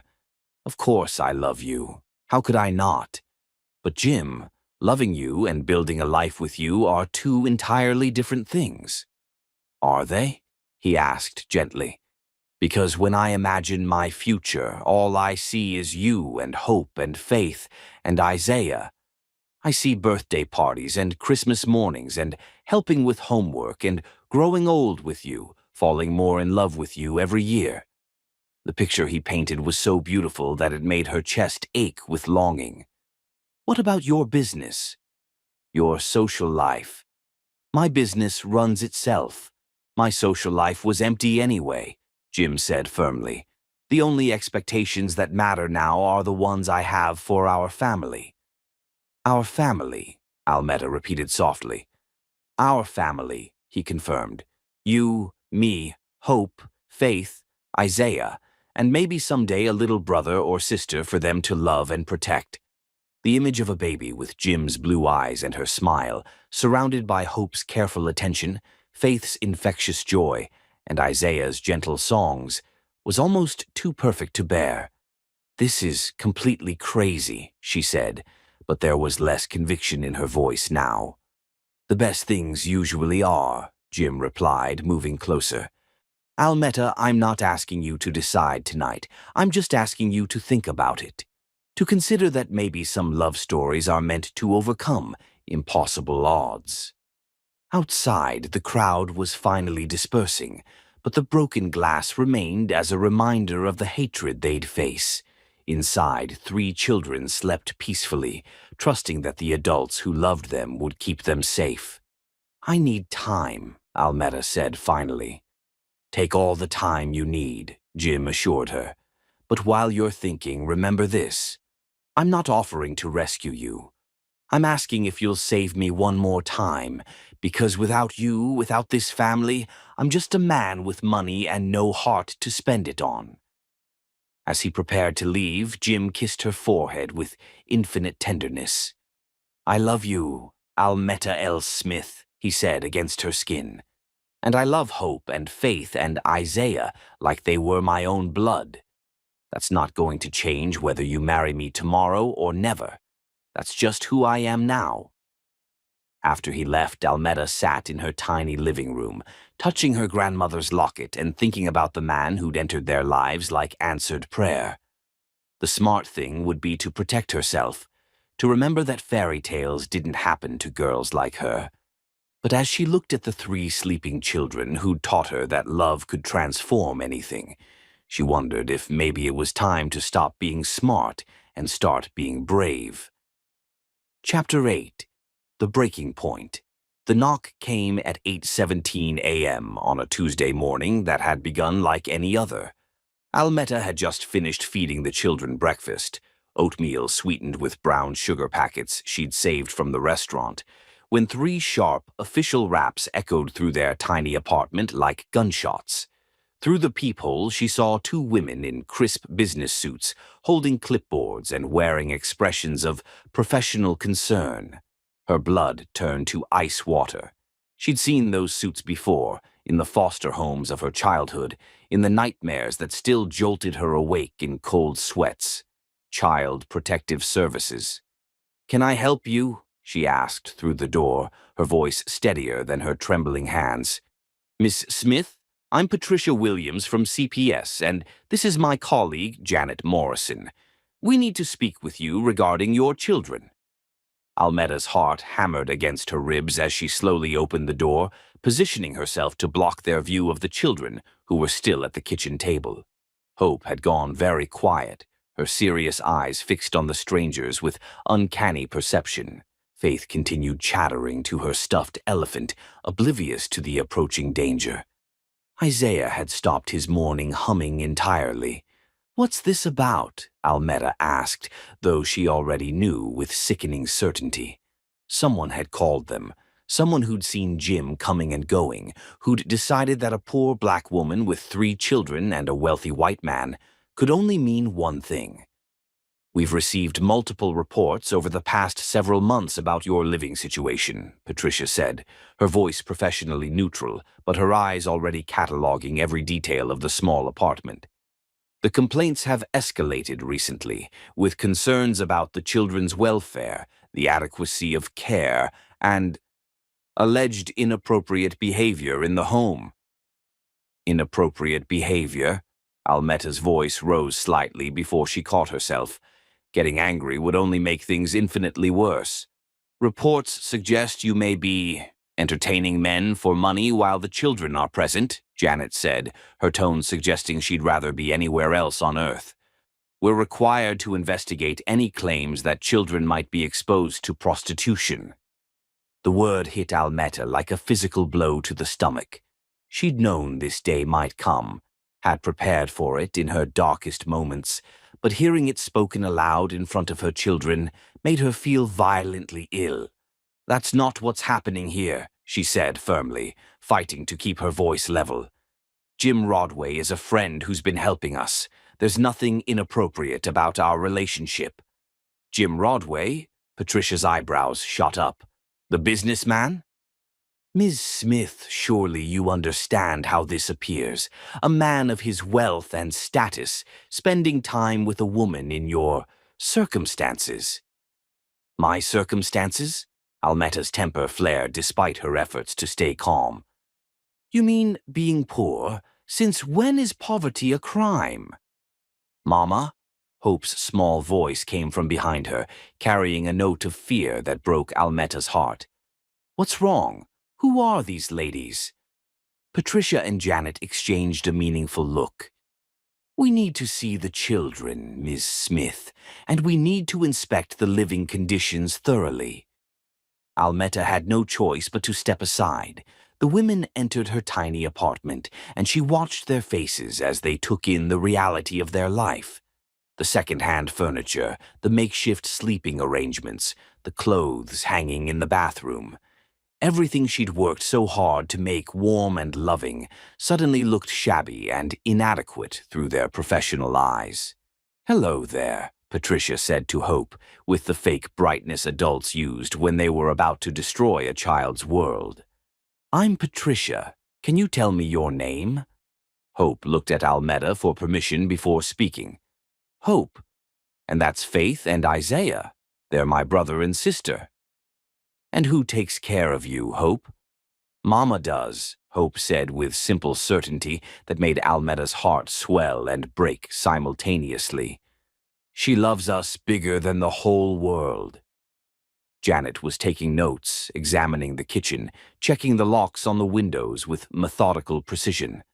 "Miss Smith, can you provide documentation of your income, proof that you can adequately provide for 3 children?"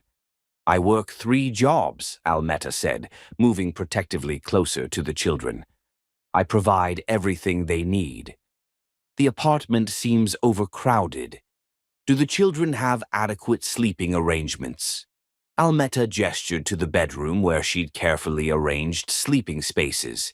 It wasn't perfect, but it was clean, safe, and filled with love. "This is temporary," she said. "I'm saving for a larger place." "We need to ask some questions about the man who's been visiting," Patricia said, sitting at the children's eye level. "Hope, sweetie, can you tell me about the man who comes to visit your mama?" Hope's face lit up like Christmas morning. "You mean Jim? He reads us stories and helps Mama with dinner, and he knows all the words to Goodnight Moon. And he's gonna teach me to play chess when I'm bigger, and he makes Mama smile real pretty. Does he ever make you feel scared or uncomfortable?" Hope looked genuinely confused. "Number Jim makes everything better. He makes Mama smile, and when he's here, Faith doesn't have bad dreams, and Isaiah sings louder." Isaiah, who'd been watching the proceedings with his usual quiet wisdom, suddenly started humming Amazing Grace. His sweet voice filled the small room, and both social workers seemed startled by the pure beauty of it. "Isaiah likes music," Almeta explained, her voice thick with emotion. "He sings when he feels safe and happy." "And he's been singing more since this Jim started coming around?" Patricia asked, making careful notes. "Yes," Almeta admitted, not understanding why that felt like a trap being set. The interview continued for over an hour. They checked the refrigerator, examined the children's clothes, tested the smoke detector, and asked endless questions about Jim's visits, his relationship with the children, and Almeta's work schedule. "Mama works really, really hard," Faith piped up at one point, apparently deciding she needed to defend Almeta. She sings to us when we're sad, and she shares her food with us, and she tells us stories about the princess who saved the prince. Finally, after what felt like an eternity of invasion and judgment, the women gathered their papers and prepared to leave. Miss Smith, we'll need to schedule a follow-up visit, Patricia said, and we'll need you to provide character references, proof of stable income, and documentation of adequate housing arrangements. What happens if I can't? Almetta asked, though she already knew the answer that would haunt her dreams. We may need to place the children in foster care temporarily until we can verify that this is a safe and stable environment for them. The words hit Almetta like bullets to the chest. Foster care. The nightmare she'd fought so hard to save Hope, Faith, and Isaiah from, the system that had broken her own childhood and Keisha's. They're not in danger, she said desperately. Look at them. Do they look neglected, abused? They're happy, healthy children who are loved more than life itself. Love isn't always enough, Miss Smith, Patricia said with what seemed like genuine sympathy. Children need stability, adequate resources, appropriate supervision. We'll be in touch within 72 hours. After they left, Almetta sank onto the couch and pulled all three children into her arms, holding them like they might disappear if she loosened her grip. Hope was crying, though she probably didn't understand why. Faith was chattering nervously, asking why the ladies had so many questions.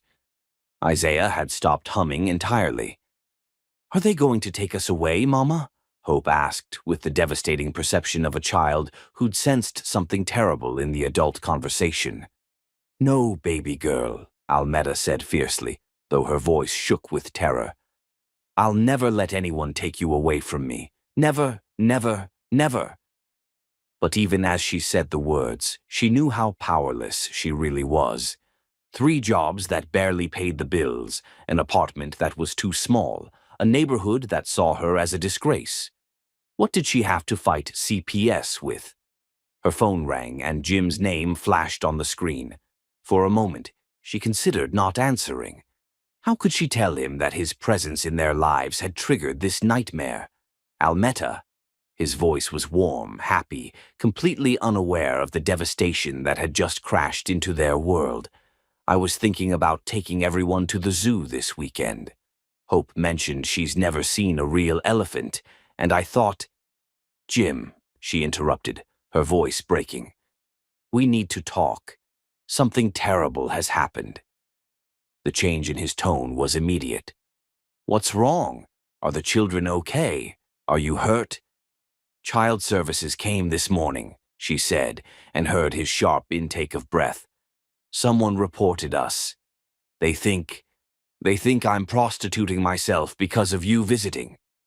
"Jesus Christ," he breathed. "Almetta, I'm so sorry. This is my fault. I should have been more careful, more discreet." "It's not your fault," she said, though part of her wondered if that was true. "But Jim, they might take them. If I can't prove I can provide adequate care, if I can't show stable income and proper housing." "Then we get married," he said immediately. "Tomorrow, today, right now, I'll provide the stability they're looking for." "And prove their point?" Almetta laughed bitterly. "A poor woman marrying a rich man right after CPS gets involved? That'll look absolutely perfect." "I don't care how it looks," Jim said fiercely. "I care about protecting our family." "Your family," she corrected. "Jim, maybe you should stay away for a while, until this blows over." The silence that followed was so long, she thought the call had dropped. "Are you asking me to abandon you?" he asked finally, his voice carefully controlled. "I'm asking you to think about what's best for the children," Almetta said, tears streaming down her face. "If your presence is what's causing this problem—" "My presence isn't the problem," Jim interrupted. "Racism is the problem. Classism is the problem. A system that would rather tear apart a loving family than admit that love comes in many forms. That's the problem. But if staying away means they can stay with me. Almetta, Jim said, his voice gentle but unbreakable. I'm coming over. No, she said quickly. If they're watching, if someone sees you, then let them see me, he said. Let them see a man who loves his family and won't be scared away by small-minded people who think they know what's best for children they've never met. Jim, please.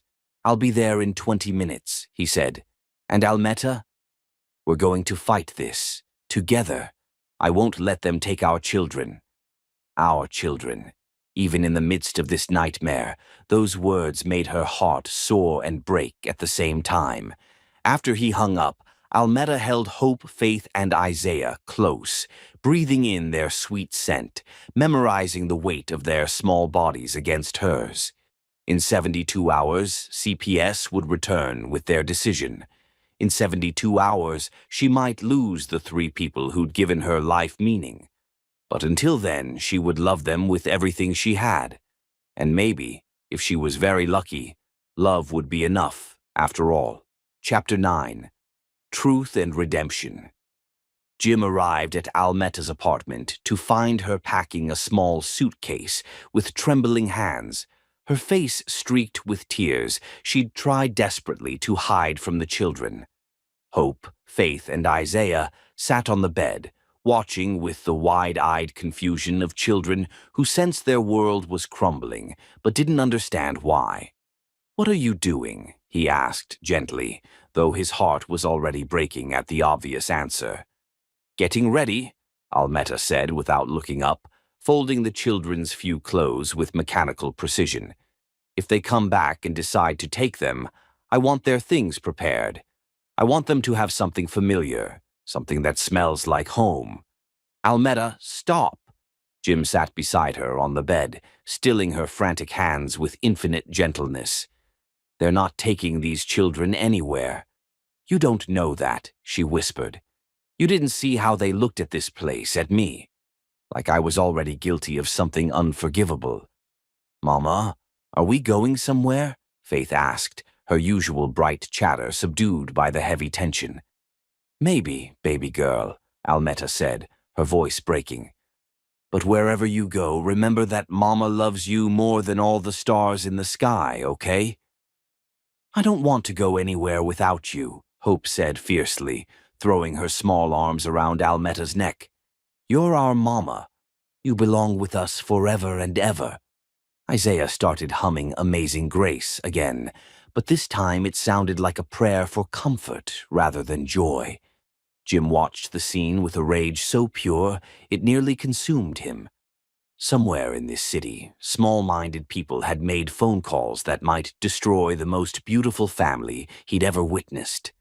"I have an idea," he said quietly, "but I need to make some calls first." "Jim, whatever you're thinking." "Trust me," he interrupted, kissing her forehead gently. "Just trust me. Can you do that?" Almetta looked into his eyes and saw determination burning like an unquenchable flame. Slowly, she nodded. For the next hour, Jim made call after call from Almetta's tiny kitchen while she tried to maintain normalcy for the children. He spoke in low, urgent tones to lawyers, to private investigators, to contacts she didn't know he possessed. Finally, he returned with an expression she couldn't read. "Pack a bag for yourself, too," he said. "We're going to a hotel tonight, and tomorrow we're going to have visitors. Good ones this time." Before Almetta could ask what he meant, there was another knock at the door. Her heart lurched, but Jim's steady presence was reassuring. "That's someone who's going to help us," he said. Almetta opened the door to find an elderly African-American woman with kind eyes and silver-streaked hair, holding a worn cardboard box and looking determined. "Are you Almetta Smith?" the woman asked. "I'm Dorothy Washington. I was Keisha's aunt." The world tilted sideways. Almetta gripped the doorframe, staring at this stranger who might hold the key to everything. Keisha's aunt, she managed. She never mentioned. We lost touch when she was young, Dorothy said sadly. Family troubles, pride, stupid disagreements that seem so small now. I only learned about her death recently when I hired someone to help me find her. She looked past Almetta to where Hope, Faith, and Isaiah peeked out from behind the couch, and her face crumpled with joy and grief. "Oh, my Lord," she whispered, tears streaming down her face. They looked just like her. That little girl has Keisha's exact eyes, and the boy has her smile. "How did you find us?" Almetta asked, still reeling. "I hired Mr. Blake, the same investigator this gentleman uses," Dorothy said, nodding at Jim. "He's been helping me search for family for months. When he connected our cases and told me about your situation, about what people were saying, about the threats from child services, I knew I had to come forward immediately." She held up the cardboard box with reverence. Keisha's birth certificate, hospital records from when the babies were born, letters she wrote to me that I was too stubborn to answer. And this. Dorothy pulled out a cell phone and pressed play on a video. Suddenly, Keisha's voice filled the tiny apartment, young and scared but determined. "Aunt Dorothy, I know you probably won't get this message, but if something happens to me, I need you to know about my babies. Hope, Faith, and Isaiah, they're the most beautiful children in the world, and I love them more than life itself. If I die, my best friend Almetta promised to take care of them. She's the only family I trust, the only person who loved me unconditionally. Please don't let the state separate them. Please help Almetta keep them together. She's more their mother than I ever got the chance to be." Almetta sank onto the couch, tears streaming down her face as Keisha's voice continued, describing each child's personality, their favorite songs, their fears and dreams. "There's more," Dorothy said gently, sitting beside Almetta. Medical records, DNA tests Keisha had done to establish paternity, letters of recommendation from doctors and neighbors who knew what kind of mother she was trying to be. "Why are you sharing this with us?" Jim asked. Dorothy looked at him with the piercing gaze of a woman who'd lived long enough to recognize truth. "Because I've spent weeks learning about what happened to these babies after Keisha died. I know about the sacrifice this young woman made, taking on 3 children when she could barely feed herself. That makes you more family than blood ever could." Hope had crept closer during the conversation, her serious eyes fixed on Dorothy. "Are you our real grandma?" she asked with the directness of a child. Dorothy's face lit up with wonder. "Would you like me to be, sweetheart?" "We don't have a grandma," Faith said, joining her sister. "Just Mama and Jim and each other." "Well, now you have a grandma too," Dorothy said, her voice thick with emotion. Isaiah, who'd been listening with his usual quiet intensity, suddenly walked over to Dorothy and climbed into her lap. He began humming Amazing Grace again, but this time it sounded like pure celebration. "He does that when he feels safe," Almetta explained, wonder in her voice. "Smart boy," Dorothy said, stroking his hair. "Music tells the truth when words aren't enough." The next morning, Dorothy made good on her promise. Armed with legal documents, photographs, and righteous fury, she visited every person who'd spread rumors about Almetta.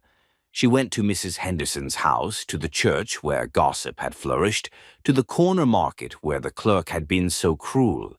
Over the following week, a few shamefaced neighbors began appearing at Almetta's door.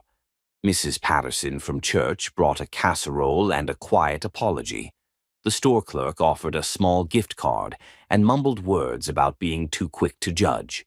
Mrs. Williams came downstairs with red eyes, though several other neighbors remained hostile and unconvinced. When Patricia and Janet from CPS arrived for their follow-up visit, they found a completely different scene. Dorothy was there with her box of documents. Jim was there with character references from business associates and bank statements proving financial stability. The apartment was filled with food brought by repentant neighbors and toys donated by church members. "Ms. Smith," Patricia said, looking around in amazement, "this is quite a transformation from our last visit." "The truth has a way of changing everything," Dorothy said, handing over Keisha's documents. "These children have never been in danger. They've been loved, protected, and cherished by a woman who sacrificed everything to honor her friend's dying wish." As the social workers reviewed the evidence, the video, the birth certificates, the medical records, the letters of support, their entire demeanor shifted. What had seemed like potential neglect became a story of extraordinary love and sacrifice. "Miss Smith," Janet said finally, "I owe you a profound apology. The initial report was clearly based on misunderstandings and prejudice. These children are obviously thriving in your care." "So they can stay?" Almetta asked, hardly daring to hope. "They can stay," Patricia confirmed. "In fact, I'd like to recommend that you be commended for your dedication. What you've done, taking on 3 children as a single woman, working multiple jobs, creating a loving home despite incredible challenges, it's truly remarkable." As the CPS workers prepared to leave, Hope stopped them. "Patricia," she said, tugging on the social worker's jacket. "Yes, sweetheart." "Mama told us you were here to make sure we were safe and loved," Hope said with her usual serious demeanor. "Well, we are. We're really, really loved. So thank you for checking, but you don't have to worry about us anymore.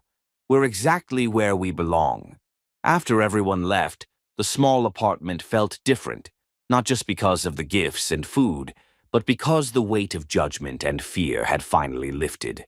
Almetta sat on the couch with all 3 children in her arms, marveling at how quickly a nightmare could transform into a miracle. "So," Jim said, sitting beside them with a smile that lit up his entire face, "I believe someone mentioned something about a wedding.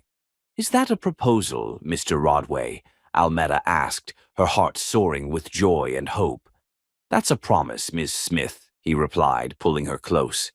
"A promise that you'll never face anything alone again, that these children will have everything they need and more, and that love really can conquer all."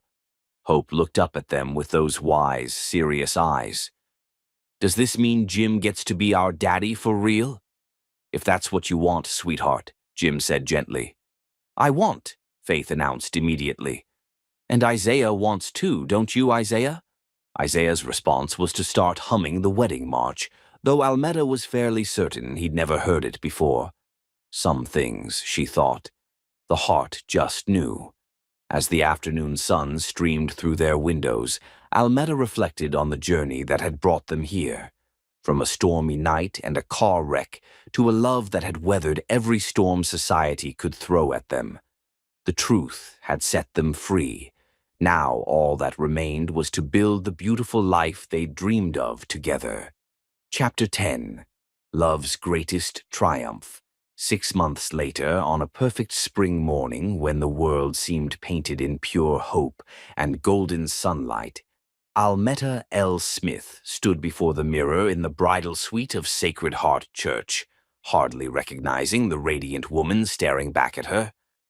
The dress was breathtakingly simple yet stunning. Ivory silk that Jim had lovingly insisted on purchasing, with delicate pearl beading that caught the light like captured starlight. Dorothy had spent hours arranging Almetta's hair into an elegant updo, weaving in baby's breath and the small pearl pins that had belonged to Keisha. Around her neck, her grandmother's locket rested against her heart, finally returned to where it belonged. But it wasn't the dress or the expertly applied makeup that transformed her appearance. It was the luminous radiance that came from a heart finally at complete peace, a soul that had found its perfect match. "You look like a real princess, Mama," Hope said from behind her, carefully holding Faith's hand while Dorothy finished adjusting her flower girl dress. "The most beautiful princess in the whole entire world," Faith added, bouncing with barely contained excitement. and Jim gets to be your prince forever and ever." Isaiah, devastatingly handsome in his tiny black tuxedo, was practicing walking slowly like Dorothy had patiently taught him, carrying the satin pillow with their rings. He'd been humming, "Here Comes the Bride," all morning, his sweet voice filling the room with pure joy. "Are you ready for this momentous day, child?" Dorothy asked, stepping back to admire her handiwork with pride.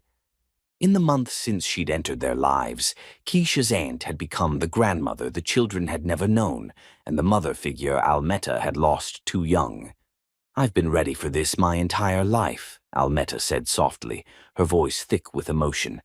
"I just didn't know it until a storm brought us together." A gentle knock interrupted their preparations, and Jim's best man, Thomas Blake, peeked inside. "Ladies, we're ready to begin."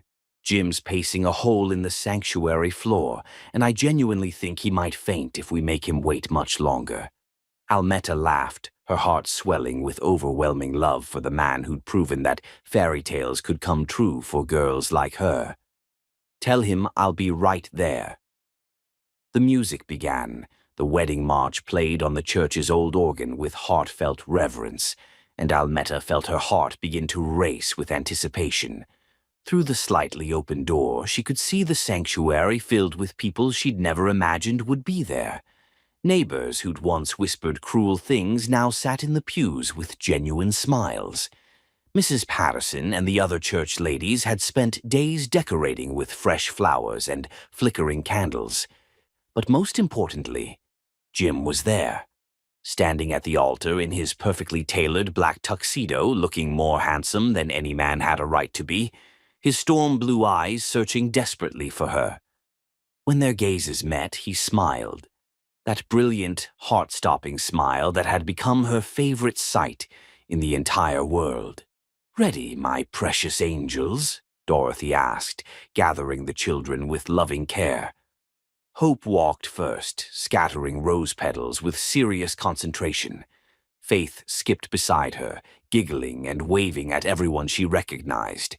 Isaiah followed with solemn dignity, carrying the rings with such careful reverence that several people in the congregation murmured appreciatively. Then it was Almetta's turn. She walked down the aisle alone, by deliberate choice. She'd raised herself, saved herself, and fought for her family by herself for so long. Today she was choosing to share her life not because she needed rescuing, but because she'd found someone worthy of her strength. Every step brought her closer to Jim, and with each one she remembered the incredible journey that had brought them here, the storm that had nearly taken his life but given them both a future beyond imagination. The months of searching and longing, the challenges they'd faced together, the judgment they'd overcome, the love that had grown stronger with every obstacle. When she reached the altar, Jim took her hands in his, and she could see tears of pure joy shining in his beautiful eyes. "You came," he whispered, just for her ears. "I promised I would," she whispered back, remembering another promise she'd made in a wrecked car on a stormy night. "I told you that you wouldn't be alone, and I meant it with my whole heart." Pastor Williams began the ceremony with eloquent words about love conquering all obstacles, about the beauty of chosen family, about the miracle of two souls finding each other across impossible odds. But Almetta barely heard his words. She was lost in Jim's eyes, in the feeling of his strong hands holding hers, in the knowledge that after today, she would never be alone again. "Do you, James William Rodway, take Almetta Louise Smith to be your lawfully wedded wife, to have and to hold, in sickness and in health, for richer and for poorer, for better and for worse, for as long as you both shall live?" "I do," Jim said, his voice strong and clear, carrying to every corner of the sanctuary. "With all my heart, for all my life, forever and always I do." "And do you, Almetta Louise Smith, take James William Rodway to be your lawfully wedded husband, to have and to hold, in sickness and in health, for richer and for poorer, for better and for worse, For as long as you both shall live." Almetta looked at Jim, then at the three children standing beside them. Hope with her serious smile, Faith bouncing with excitement, Isaiah humming softly under his breath. She thought of Keisha, of her grandmother, of all the people who'd loved her and shaped her into the woman she'd become. "I do," she said, her voice ringing with joy that echoed through the sanctuary. "Forever and always, with everything I am, I do." The rings were exchanged, simple gold bands that felt heavy with promise and hope. Jim's hands shook slightly as he slipped hers onto her finger, and Almetta's tears finally spilled over as she did the same for him. "By the power vested in me by the state, and by God above, I now pronounce you husband and wife," Pastor Williams declared with a radiant grin. "Jim, you may kiss your bride." Jim cupped Almetta's face in his hands, his thumbs gently wiping away her tears of pure happiness. "I love you, Mrs. Rodway," he said softly. "I love you too, Mr. Rodway," she replied, her heart so full she thought it might burst with joy. Their kiss was tender, passionate, and full of promise for all their tomorrows. It lasted long enough for the congregation to cheer enthusiastically, for the children to clap excitedly, and for both of them to remember why they'd fought so hard to reach this perfect moment. The reception was held in the church fellowship hall, transformed with twinkling white lights and spring flowers into something absolutely magical. Jim and Almetta danced their first dance to "At Last" by Etta James, swaying together as if they were the only two people in the universe. "Any regrets?" Jim asked as the song ended. "Only one," Almetta said, and his face fell until she smiled mischievously.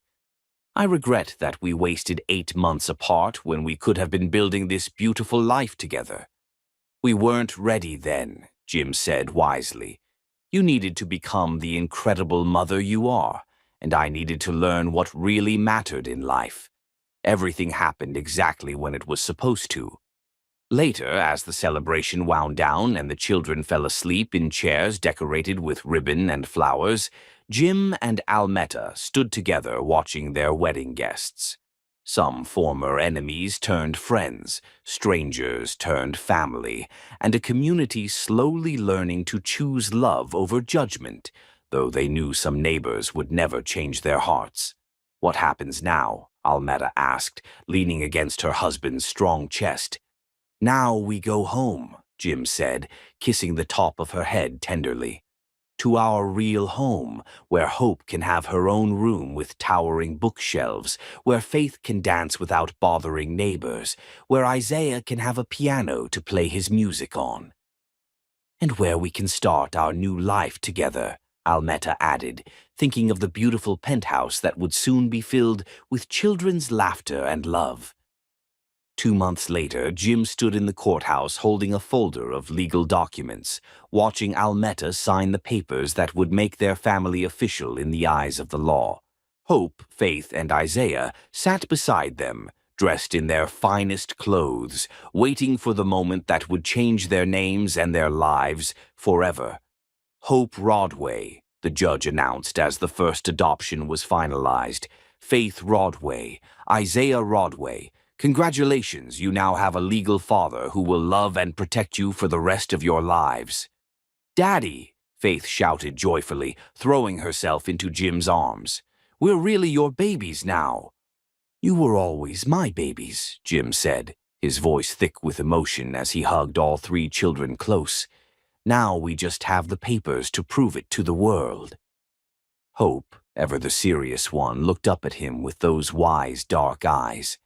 "Does this mean we're a real family now?" "Sweetheart," Almetta said, kneeling down to her level, "we became a real family the moment we chose to love each other. The papers just make it official." "I like official," Isaiah said solemnly, making everyone laugh with delight. That night, in their new home overlooking the glittering city, Almetta tucked each child into their own bed. Real beds with matching furniture and windows that looked out over lights that stretched to the horizon. She sang them the same lullabies she'd always sung, but tonight they sounded like celebration instead of comfort. When she finally joined Jim in their bedroom, he was standing by the window with a strange, wonderful expression on his face. "What are you thinking about?" she asked, wrapping her arms around him from behind. "That night in the storm," he said quietly. "If someone had told me then that losing control of my car would lead to this, to you, to our children, to the happiest I've ever been in my life, I never would have believed it possible."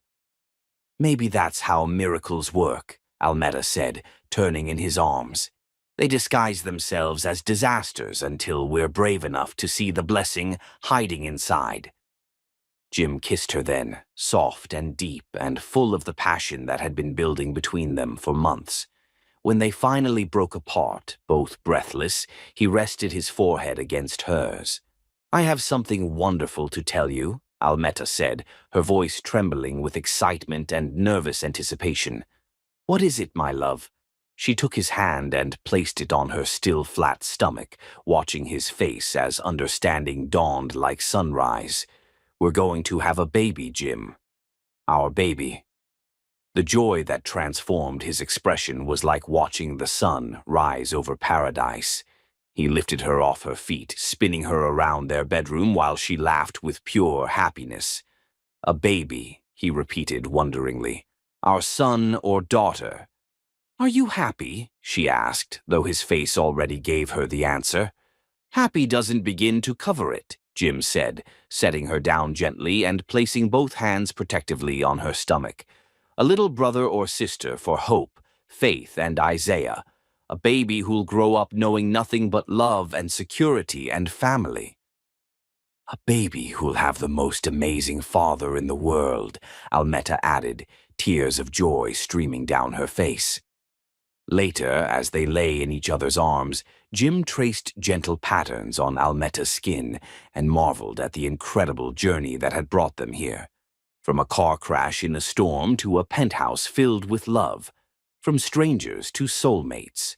From broken to beautifully, completely whole. "Do you think they'll be happy?" Almetta asked sleepily. "Hope, Faith, and Isaiah." "About the baby?" "They'll be absolutely thrilled," Jim assured her. "Hope will want to teach the baby to read before they can walk. Faith will sing to them constantly, and Isaiah will probably compose original lullabies."